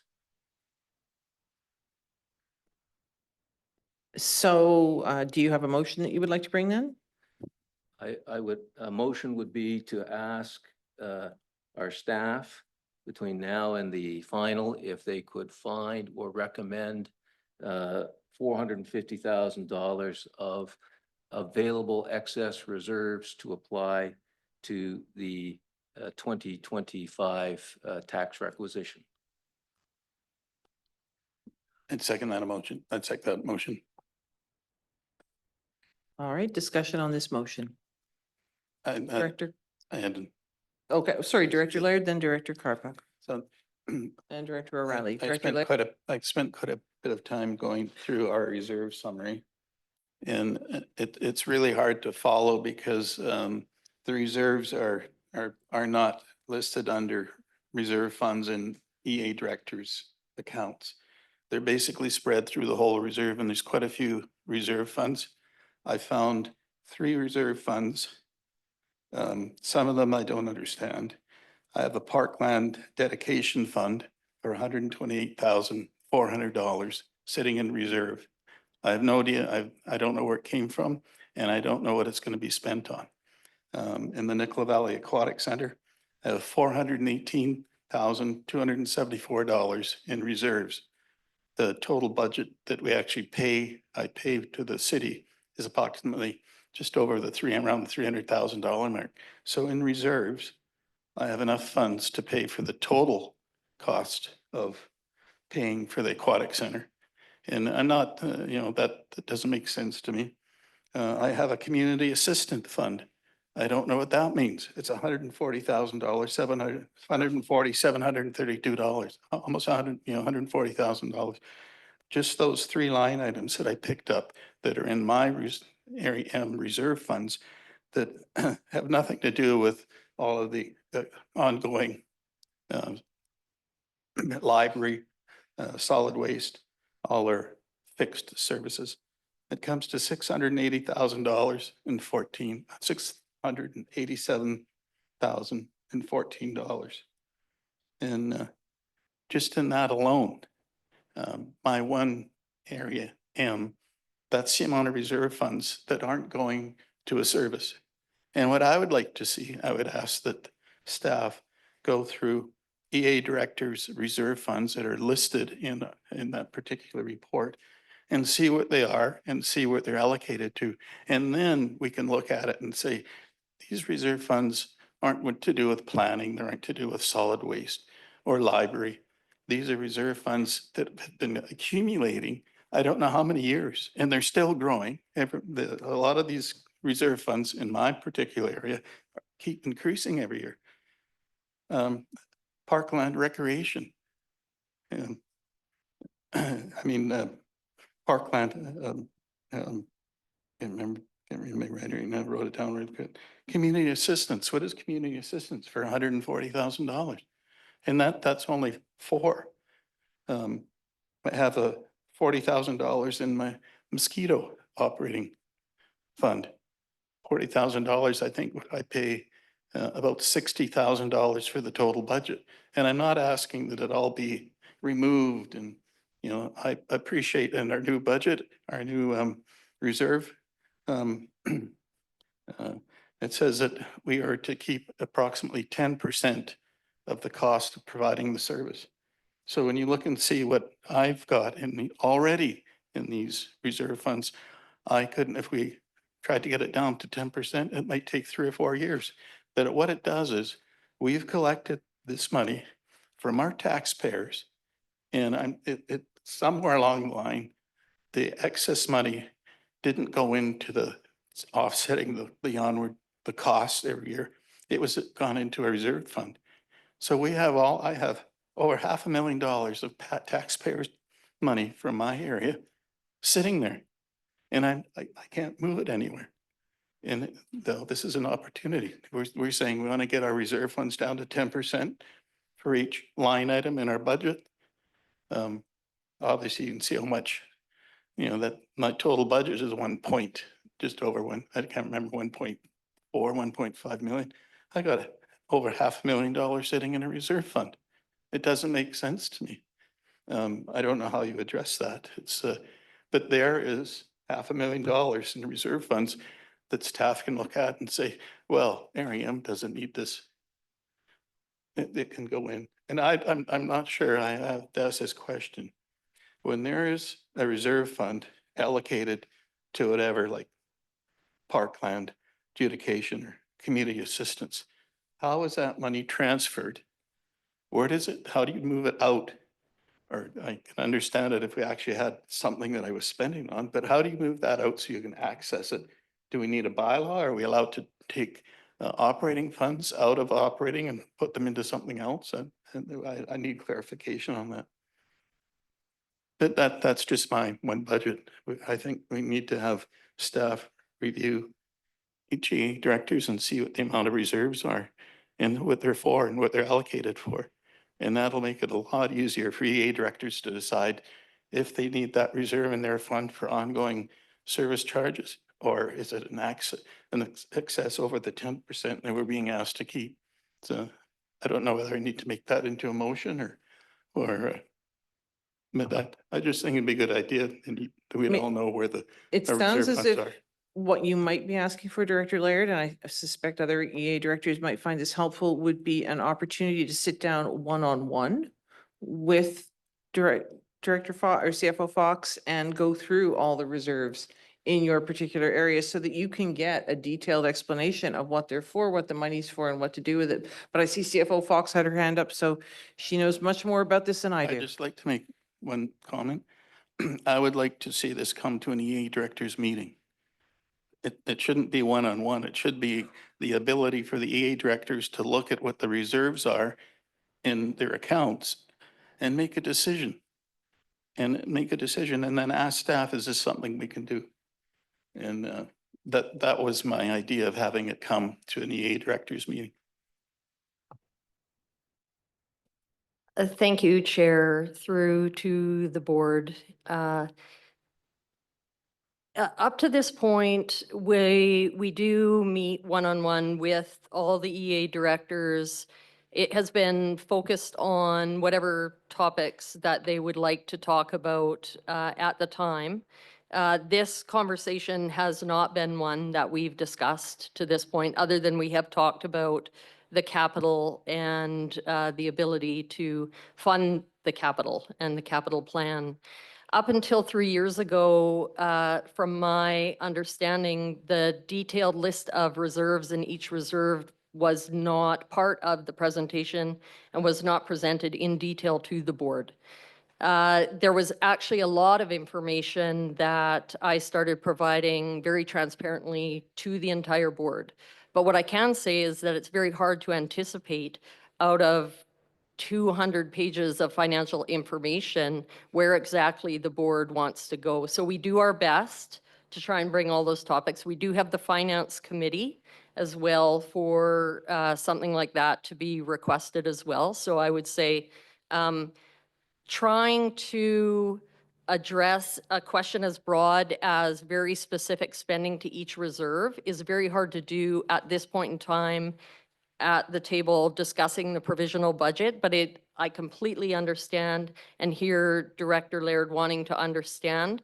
That's why we've tried to make the information as transparent as possible so that you guys can see this information and ask those questions. The Parkland Dedication Reserve itself is specifically a statutory reserve that when money comes in from the sale of land, it has to go into those specific reserves, and it has specific rules around the spending for those reserves. The reserves aren't broken down by electoral area because the electoral area specifically doesn't own the reserves. The service owns the reserve. And if the service happens to be within that electoral area, then certainly, but you can't combine those and add them together. They have to very specifically be for that. For an example, the aquatic center reserve that's sitting there, it is not being used or allocated at this time.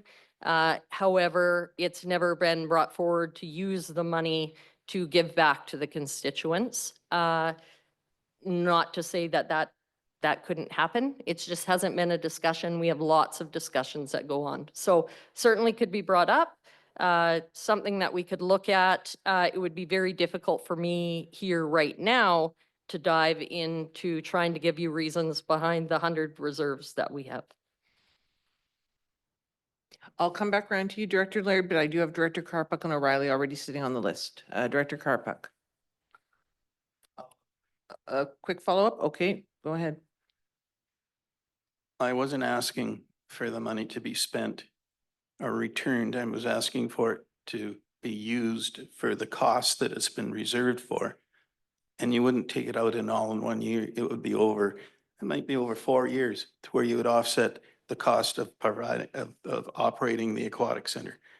It's $450,000.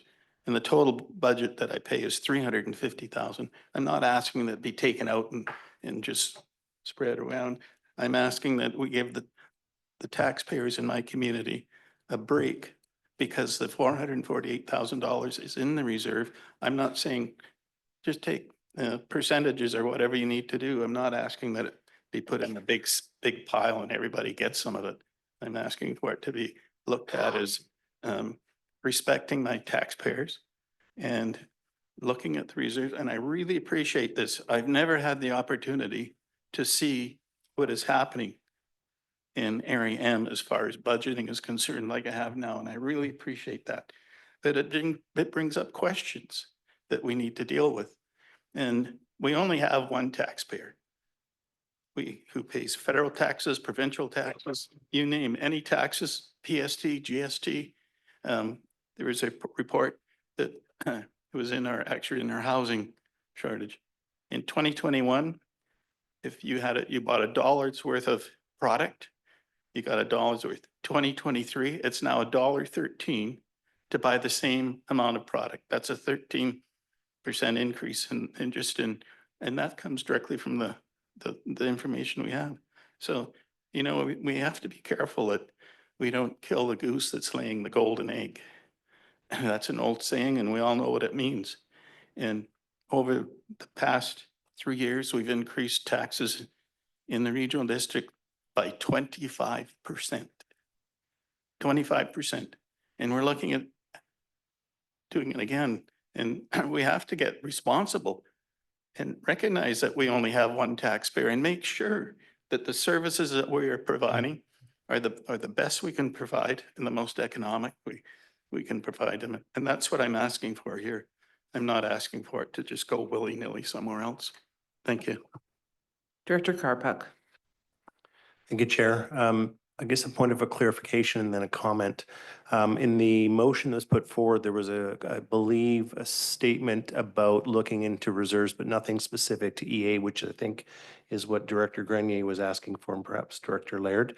So I'm just wondering if that could be revisited because the motion was to just look at reserves, if I heard that correctly, which is, I think, different than the intent that they're looking at.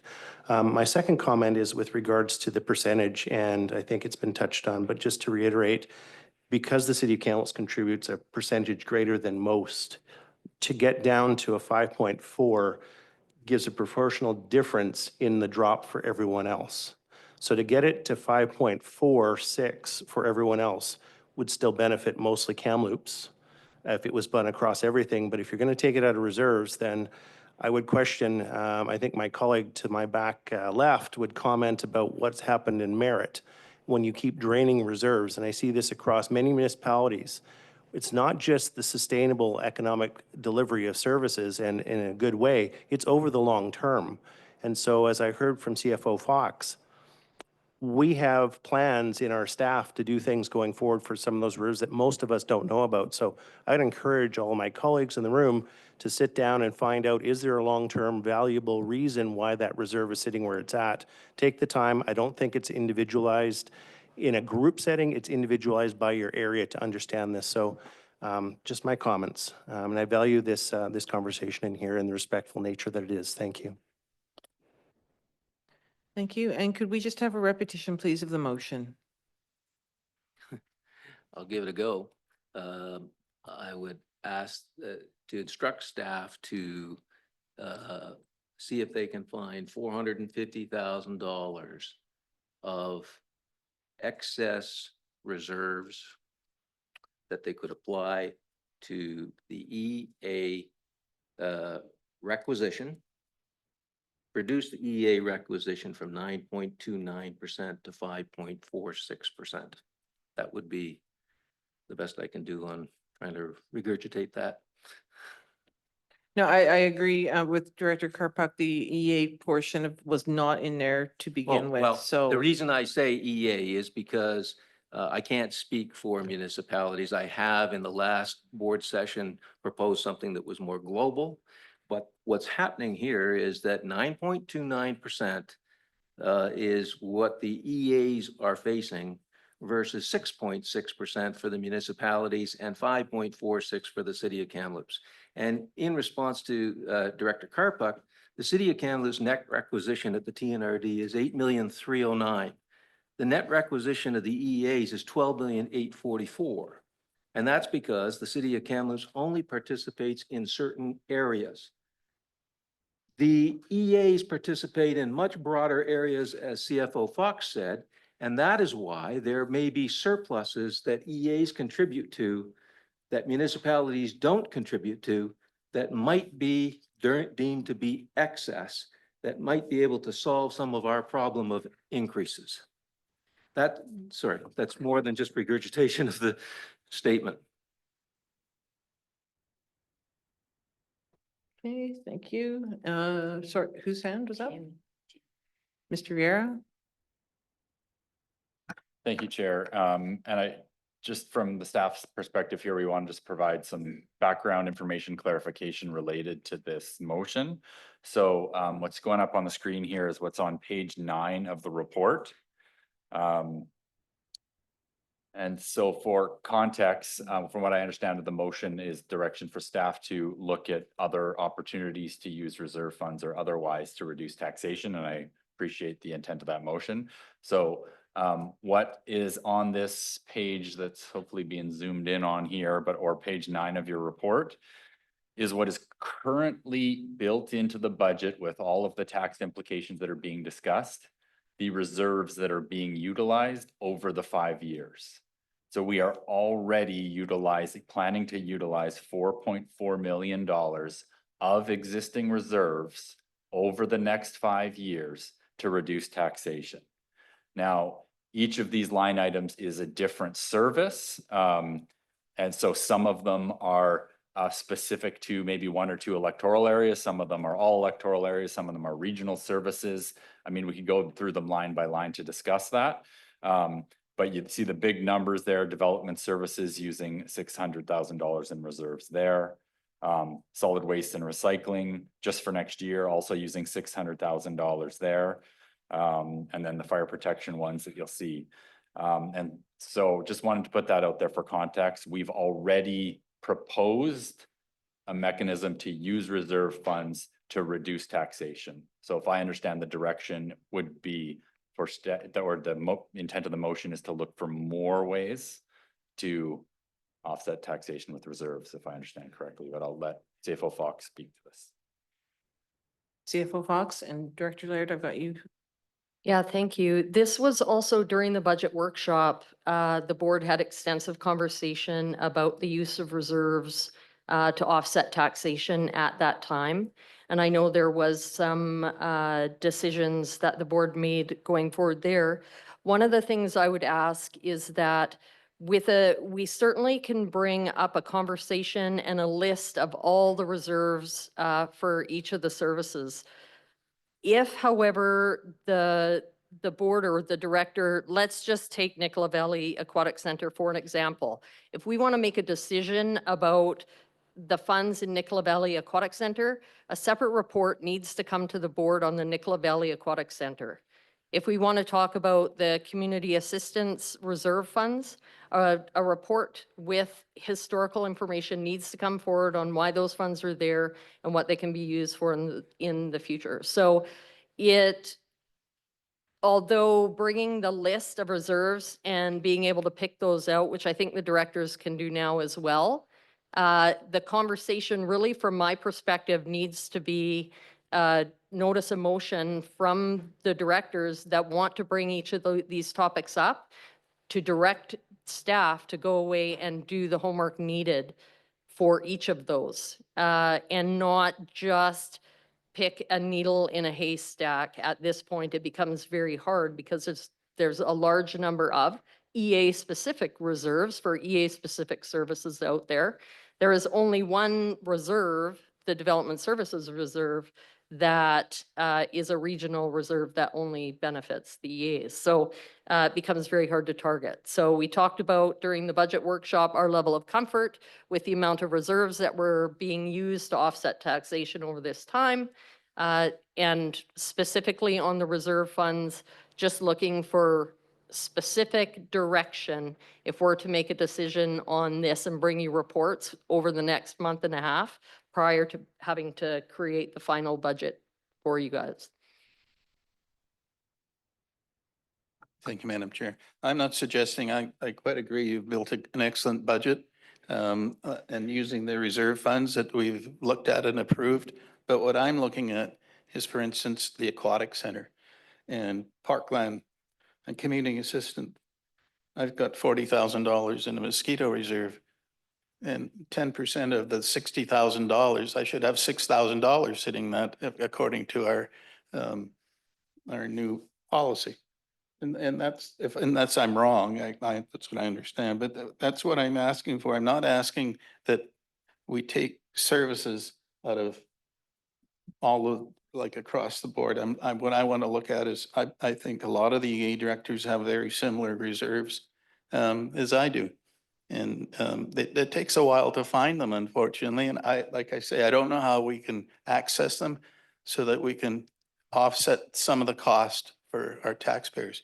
I had one other question that I didn't see anywhere in the budget where the interest from the capital and operating investments, I think I heard it was around $2 million. And I didn't see anywhere where that went. Did it go to, where did the $2 million go to? I didn't see that part, or I couldn't find it. Thank you. CFO Fox. Thank you, Chair, through to the board. Just to clarify, surplus is not reserves. So the 10% surplus is a calculation of revenues minus expenses to whatever the remaining funds are. It's either a surplus that's remaining or a deficit. The reserve funds are an intentional contribution that the board would make to move funds from one of the services into the reserve. So if there was surplus dollars and you wanted to move those to reserve, it's another step that has to happen, just to clarify on that there. The second part of that question was interest. Right now on the general services budget, interest can be found on in the general services section of the budget. It would just take me a second to jump there. What I'll explain is that all the interest throughout the year is gathered in the interest revenue on the general government services side.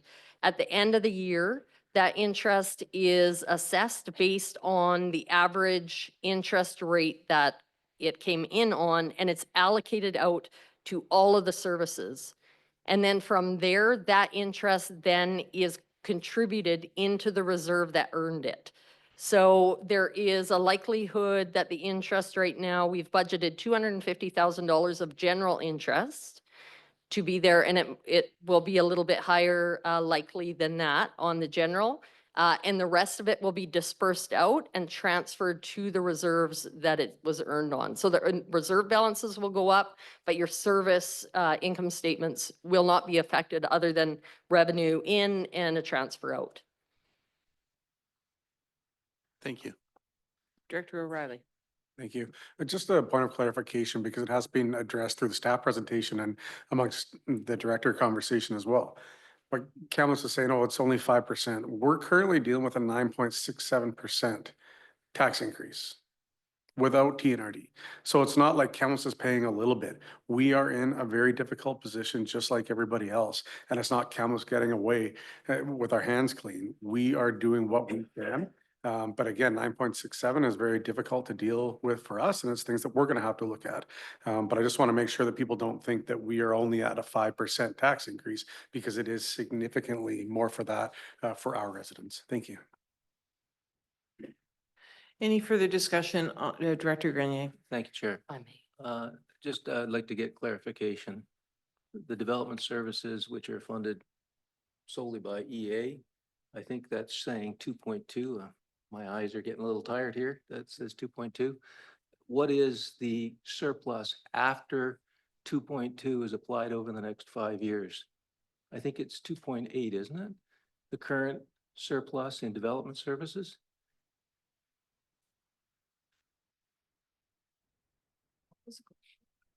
Through the chair, we're just looking for that to clarify the question. So the 2.2 million is from reserves, not surplus. Sorry, reserves. Planned over the next 5 years. After, what's the balance after the 5 years is the question?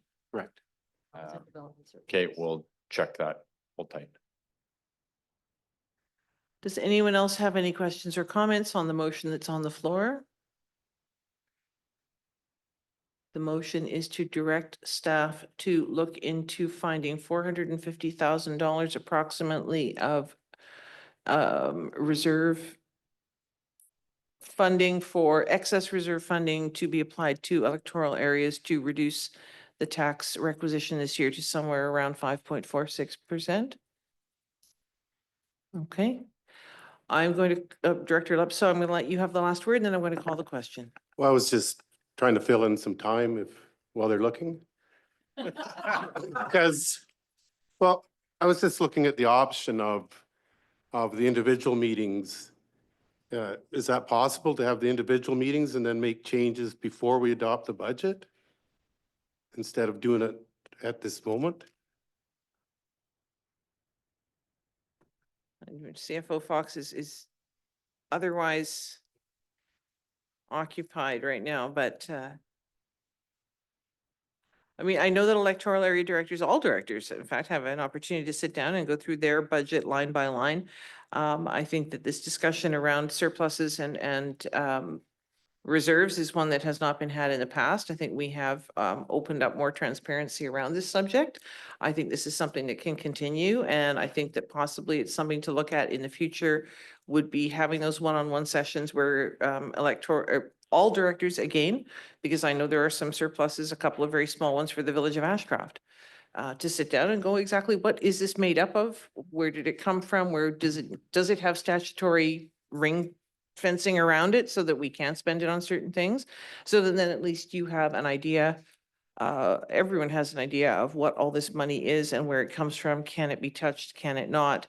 And going forward, the only thing about reserves is, of course, once they're gone, they're gone. It's like selling the family silver. You can only sell the family silver once, and then where do you do to fund? But CFO Fox, we have an answer, I think. We do. Sorry about that. TV timeout. By the end of 2029, the Building Standards Reserve has $685,000 in it from 2.8 million. And so this projection shows a deficit in the next 5 years in building development services, the use of $2.2 million of reserves. And even after that, there's over $600,000 available of reserves that have been funded by electoral area directors. So how much is the right amount of reserves? I guess that's the question. And I'm asking the staff to go back and look at it in that context. We still have till March to make a final determination on the increase that we're going to ask our taxpayers. Okay, all right. Director Laird, Director Onslow. The one thing that we have to remember is every year we review a budget, and every year we look and decide what the taxation should be and what the level of what it costs to provide the level of service. It's not like next year there's not going to be any income. It'll be possibly the same or more. And we're going to do the same review every year on the budget. And when we're asking for the ability to decrease the amount of the that our taxpayers have to pay. And it's not a decrease, it's refunding money that they've already invested in the TNRD. So, and that's what we're looking at. The money's not just gonna disappear overnight. We're gonna be dealing with this again next year. So, you know, that's the other thing we have to keep in mind. Thank you. As we did here, though, during the budgeting process, there are up and down cycles. We cannot depend, for example, on the building permit funding that we have had coming in the last few years, and we have seen a downturn in that this year. So we just have to, what is it? Brace for that rainy day, as my grandmother would have said. Director Onslow, you get the last word. Thank you very much. Thank you for all of this conversation. And I'm just going to say that I am in favor of asking staff to look at the reserves and to just take another look and see if there is anything or surplus that we could possibly use this year. I'm not totally comfortable with saying $450,000 and getting it to a specific number. I think just the request of an ask, like, is there anything else that we can possibly do to try to reduce the tax burden this year? So I don't know if you would like to make something that's not specific to $450,000 or like just, if we could come back and look at it and propose maybe there is a couple more percentages that we could reduce this tax burden possibly. You have to take up.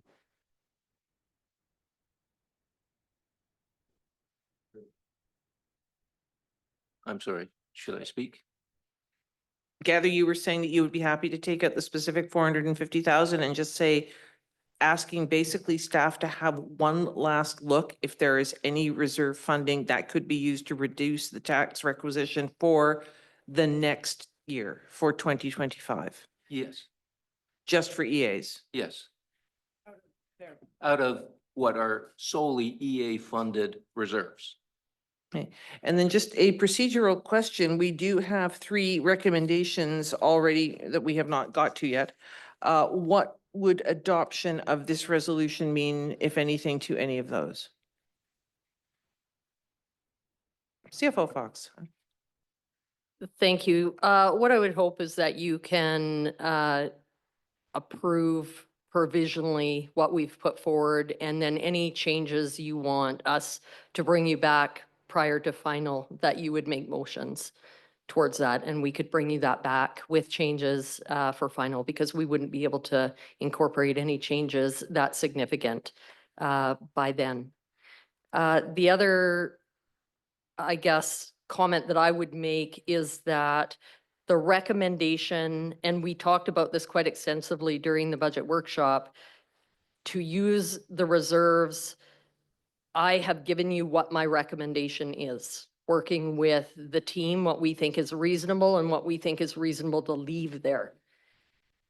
At this point, what I would hope is that if the board wants to, the EA directors want to choose to have less than $670,000 at the end of 5 years, that the board put forward a motion for the 450 or for the 400 or for the 250.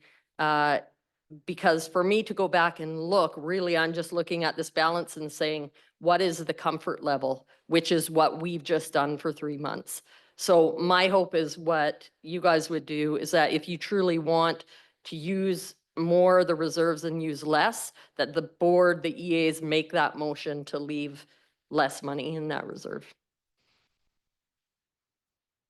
And remember, I would caution that the increase that you increase the reserve transfer to use in 2025 will go away in 26. So when 26 comes forward, it'll be that much more of an increase unless we balance this out again.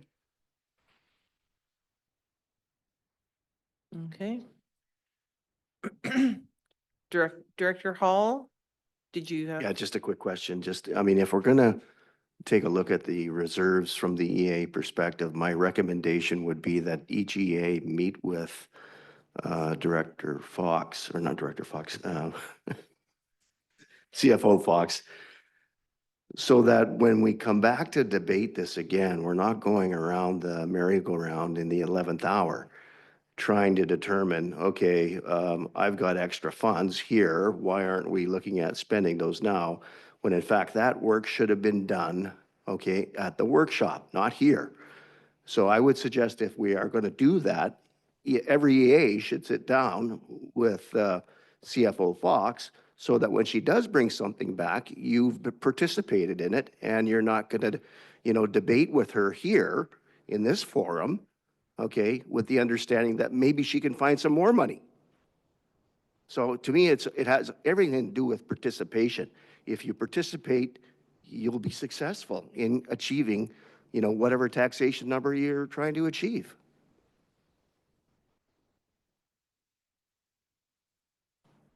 All right, Director Laird, I'll let you have one quick last word, and then I am going to call the question on this motion.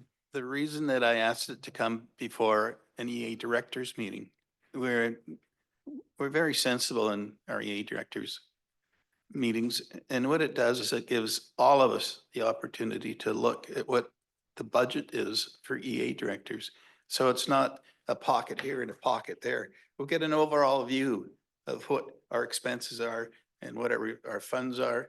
And what we're asking for is just have that list and we can review it. I don't think it does anybody any good to go one-on-one. It's a lot better to do it as a EA directors meeting. And then everybody knows what's happening. And you don't get any, what if you go to an EA, you get a substantial discount in your EA directors area M. And that all has to be very transparent so that we understand exactly who is benefiting and who's not benefiting and why. Because we understand the financing end of it. And I would much prefer to have the information, and there's no timelines on this. Only that it be done before we approve the final budget. It's not like I want it next week or the EA directors. We want to give them the staff time to review it and bring a proper report to an EA directors meeting on their findings. And that's what, I don't know whether that was part of the motion, but it should be, because that's where it should come to. Thank you. No, that was not part of the motion. Do we need it as part of the motion, or will staff just do that on their own? Corporate Officer Jeremiah? At this point, we've already amended the motion twice, and according to our procedure bylaw, that is the maximum amount of times we can amend a motion. So we would either have to defeat this or come back to the table after we've had a vote on it.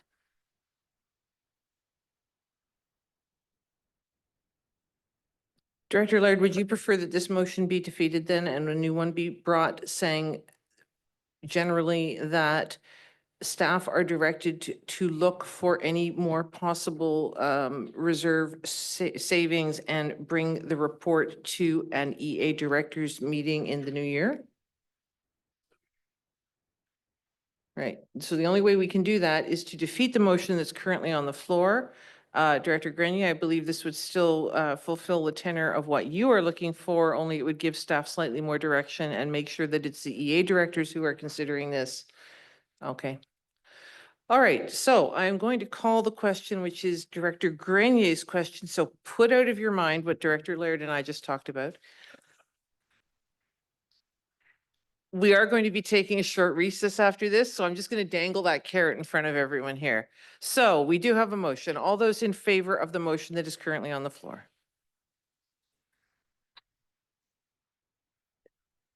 So the motion that is currently on the floor is that the staff look for savings and bring it back to the board. So we're voting on that motion. So all those in favor of that motion?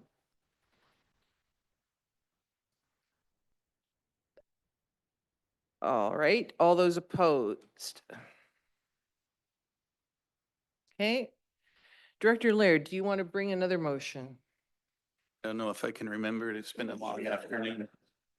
I hope somebody wrote it down. I believe the Because I motion didn't. is to the effect of you would like to direct staff to look at any further savings from reserves that can be applied to the tax requisition for EAs and bring that report to an EA directors meeting early in the new year. That sounds like it. Oh, okay. That's what I've got, so that's good. Second by Director Grenier. Thank you very much. Any discussion on this particular motion?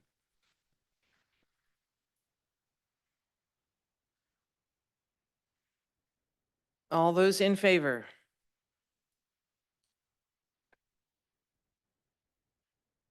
All those opposed?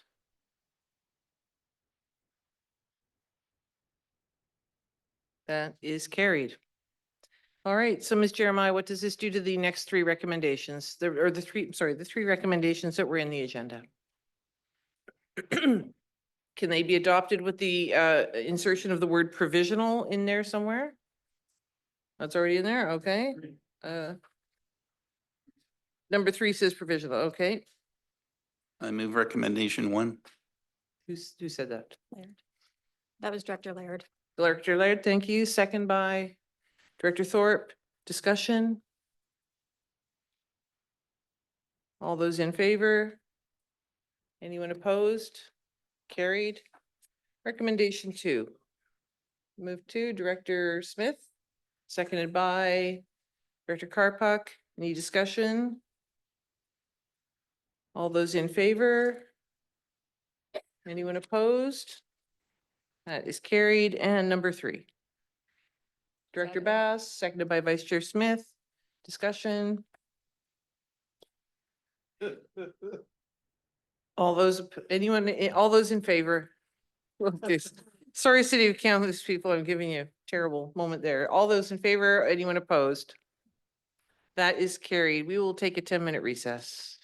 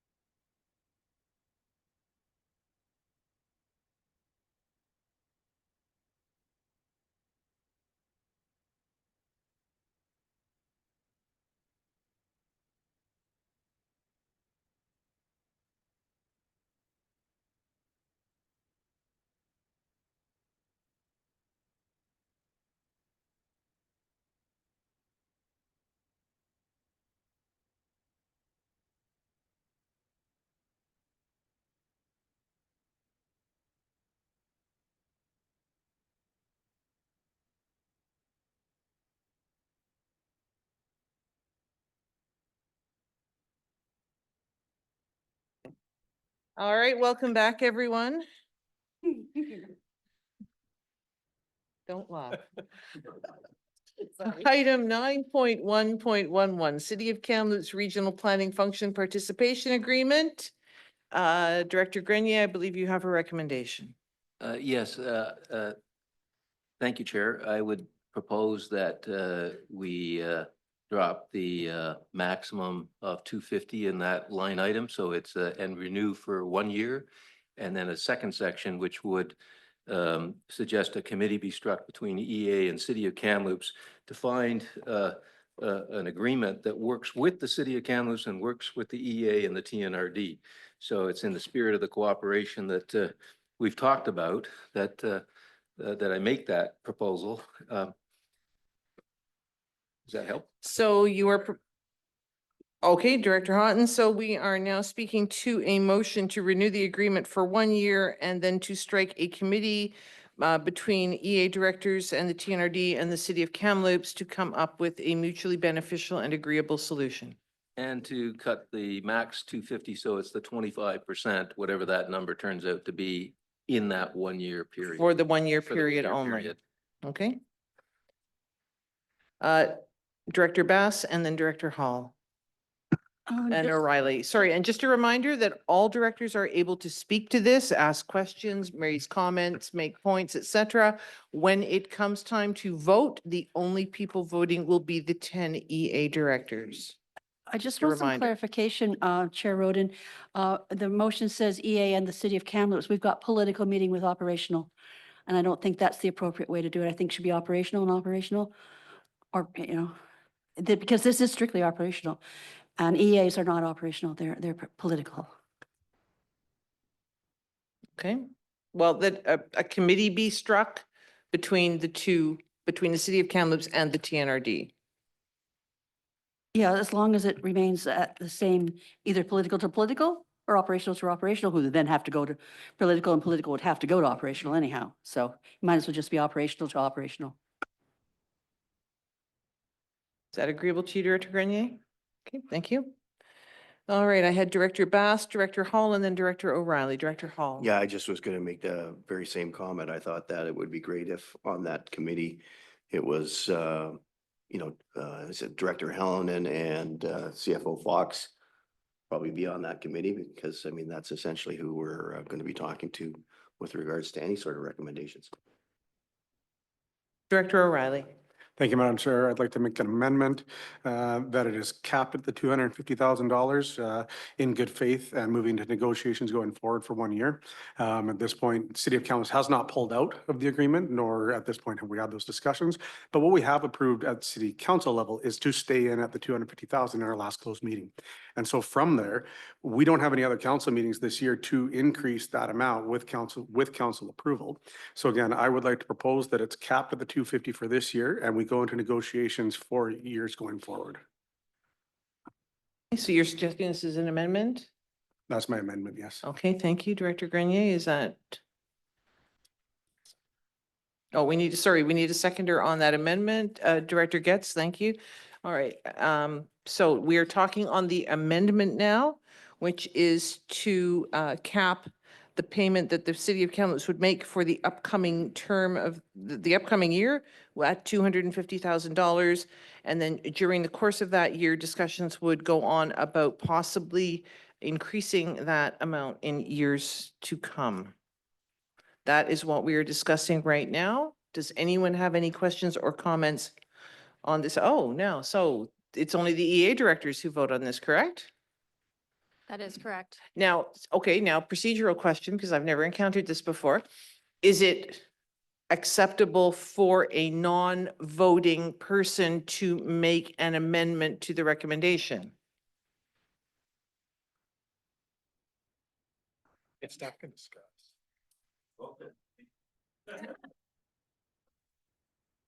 It's funny, actually, Greg and I were just messaging each other about this. I'm just trying to think here. I mean, technically, if only EAs can vote on it, then the amendment probably shouldn't go ahead that way. However, if maybe an electoral area director would like to move that motion on Director O'Reilly's behalf, that would I be will. great. I've got Director Hayward making that motion then and Director Houghton seconding it, or the Yeah. amendment, I'm sorry. So we are now speaking on the amendment, which would cap the city of Kamloops' contribution to 250,000 for the upcoming year while discussions are being carried out regarding the future. Director Grenier, on the amendment. The comment on the amendment, this is an open meeting, so I would just simply point out that 9 of the last 13 years, the 250 cap stopped the full participation at the 25% of the agreement. And the actual amount being paid is 19.2%. So if my colleagues are happy with that in the interim agreement, I have no opposition to that. And I would be happy to put the 250 back in as a cap, but I point out that the cap, if this agreement is renewed every 5 years, it's almost been 3 renewals where it's not been 25%, but 250. Director Thorpe. Actually, I am not in favor of putting the cap on. I think that we have gone so long, more than 20 years, without any increase. And we look at the cost of inflation, we look at the amount of taxation we are talking about today with our residents.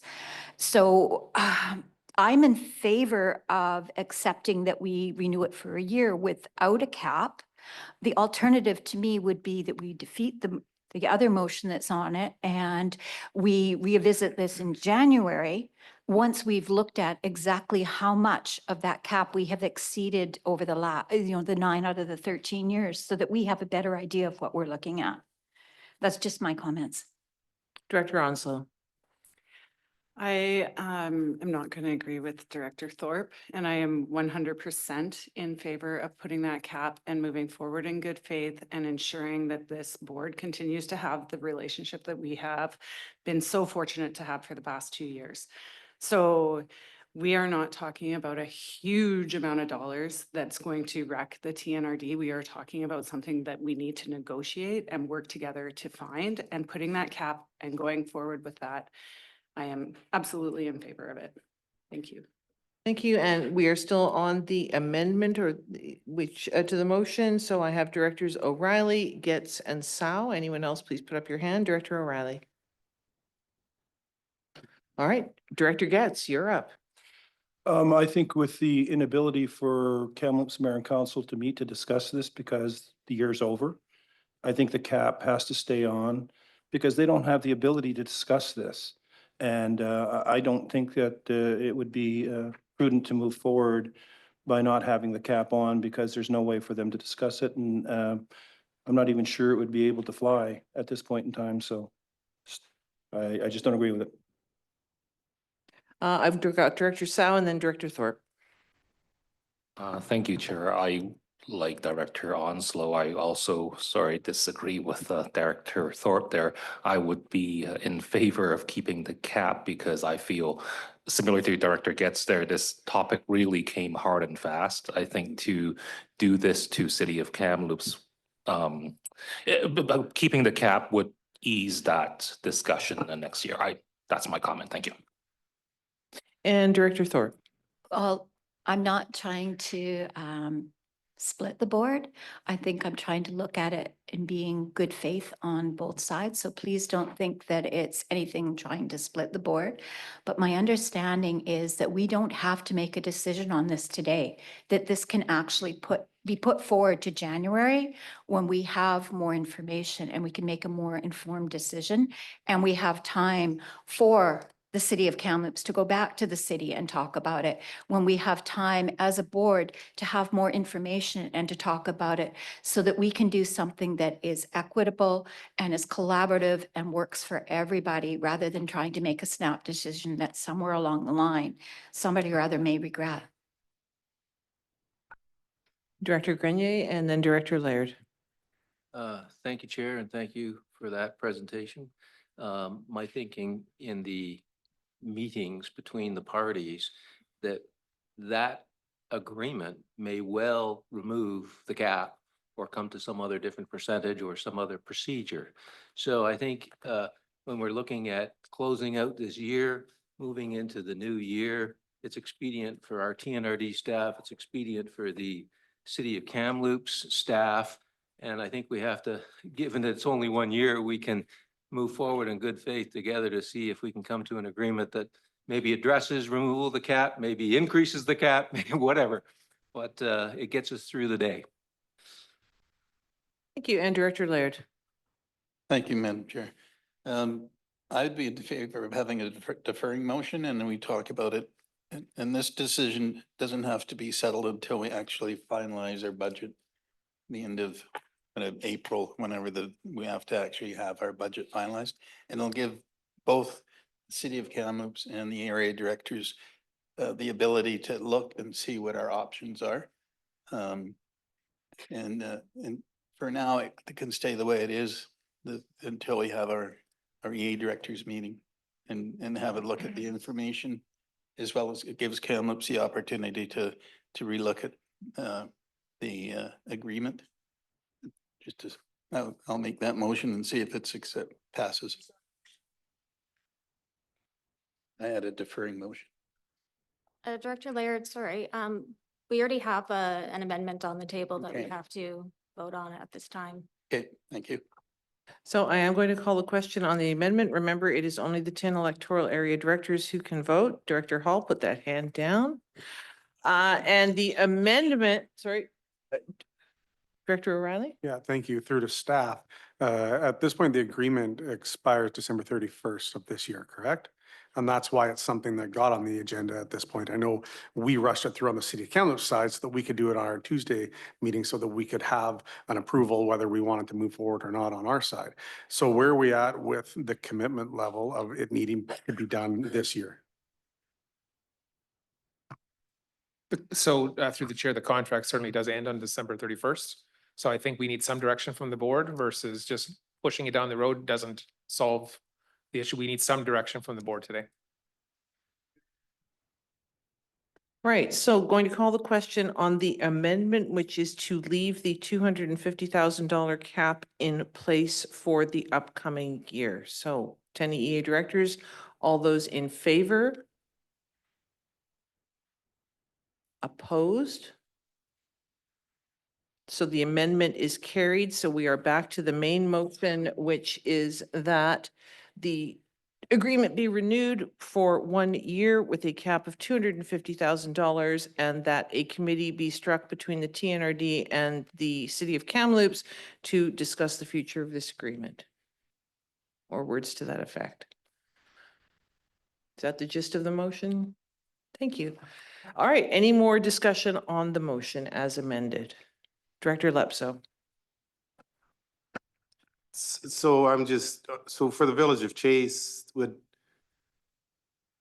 this affect us at all? Like, so there's going to be a discussion made and it might financially affect the Village of Chase. And with this motion, we're not going to be involved. Is that what I'm hearing? Pretty much. Madam Chair. That is, I think it comes back to the fact that it has been handled in an incorrect fashion for whatever reason in the past. People were voting on it who should not have been voting because municipally, we all vote on it at our end, at our municipal level, so we cannot come here and then vote again.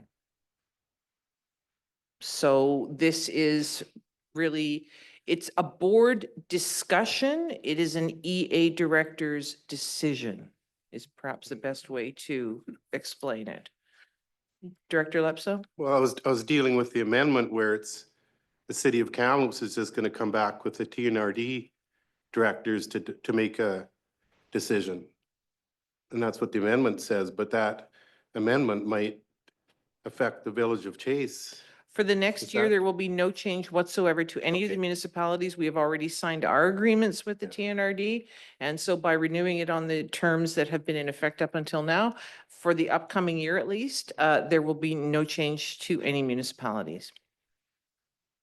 Does that answer your question? So there will be no change to the Village of Chase. No one's going to come to you and ask for more money in 2025. What? Can I keep going? So, well, what my question is I understand for the next year, there won't be a change, but the amendment is that the city of Kamloops and the EA directors are now going to get together and discuss this Staff are going to get together now and discuss it? with EA directors. No. Oh, TNRD staff will get together with City of Kamloops staff to look at the agreement that's in Okay. place and look at it going forward. okay, thank you. Director Laird, did I see your hand up? I'm fine, thank you. Sorry, is there any other discussion on the motion? All right, the 10 EA directors, all those in favor of the motion? Opposed? Okay. Thank you, that is carried. We move on to the building permit activity, which is there for information. Does anyone have any questions or comments about building permits? We have the Accessibility Advisory Committee minutes from September 24th. Does anyone have any questions or comments on those? Then we have the Policy and Governance Committee meeting. Thank you very much. Director Bass, who would like to second that? Director Kerslake, thank you. So any discussion on the surplus management policy? All those in favor? Anyone opposed? That's carried. Director Bass, thank you. Second, Director Sal, thank you. Any discussion on the reserve management policy? On the question, all those in favor? Anyone opposed? That's carried. Second. Vice Chair Smith, thank you. Director Bass made the motion. Anyone want to discuss that? Questions, comments? All those in favor? Anyone opposed? That is carried. Thank you. We move on to the electoral area directors meeting from November 21st. We have 3 recommendations coming out of that. Before we deal with recommendation number 1, Director Laird, I just wanted to get some clarification. This direction is to bring forward a policy addressing how to recognize long-serving TNRD directors, and we do have a policy on that. At the time, there was no they didn't present a policy. I don't know what the policy is. The policy was adopted in 1994 and it was last amended in 2021. It is exactly the same as for staff, and it says that the chair will recognize individual directors who leave their positions with a personalized gift representative of or unique to the region. The value of the gift will be $25 per year of service, up to a maximum of $200.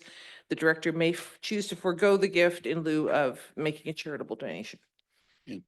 I didn't know we had that policy because we haven't been following it.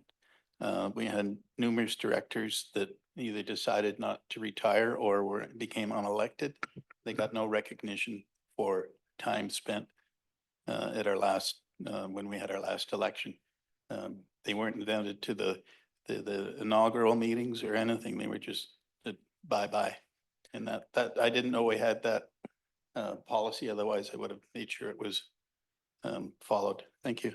No, directors who did not return after the last election for whatever reason, they each received a gift that was personalized to them depending on where they lived or which area they represented in the TNRD. I didn't know that. Yeah.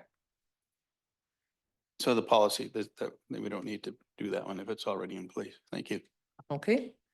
So can we just ignore recommendation number 1, Ms. Jeremiah, or do we have to defeat it?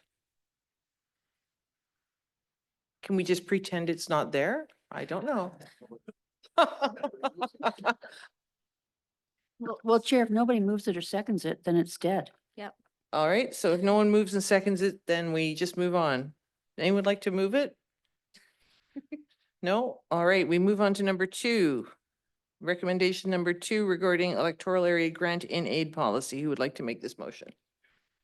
Move to Director Smith, seconded by Director Thorpe. Any questions or comments on this? No. On the question then, all those in favor? Anyone opposed? That is carried. And then we have the third recommendation. Director Grenier, would you like to make this motion? Director Grenier, seconded by Director Houghton. Thank you very much. Any discussion on this? Vice Chair Smith. I know there's a letter in our agendas from Chase, I think I saw, asking to be included in this as well. So I'm just wondering, in addition to the electoral areas, perhaps there's other communities that feel they're underserved? Okay, okay.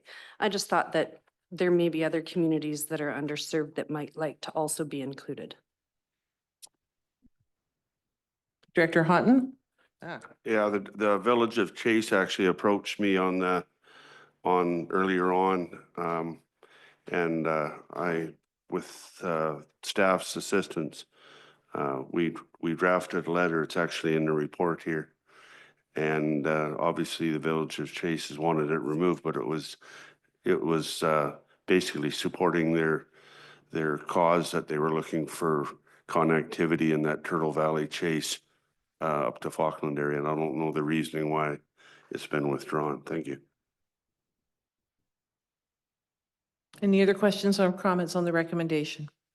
All those in favor? Anyone opposed? That's carried. We have the Parks and Trails Strategic Plan Development Standing Committee meeting minutes draft. Comments on that? We have action requested, a letter of support from Whispering Pines Clinton Indian Band. Director Stanky, thank you. Seconded by Director Morris. Any discussion on this? On the question, all those in favor? Anyone opposed? That's carried. We have some items for information only. Does anyone have any wish to discuss any of these items? Director Houghton? Just a recommendation to the staff of the Village of Logan Lake and Merritt. Highly recommend you let all your citizens know that this wind power is being applied for, because it seems like they're quick to apply for this, and first you know it's agreed to by the province. So I don't want to see what happened to you folks like it's happened to us in Westwold in the Falkland Turtle Valley area. Thank you. Anyone else have any questions? Director Laird? Sorry, I missed a point in the letter of support. I did send a request for a letter of support for the fall fair, and I don't know why it is not on this agenda. I asked for it I think about a week and a half ago. Do I have to ask for it to go back on for the next meeting? Yeah, Chair through to Director Laird.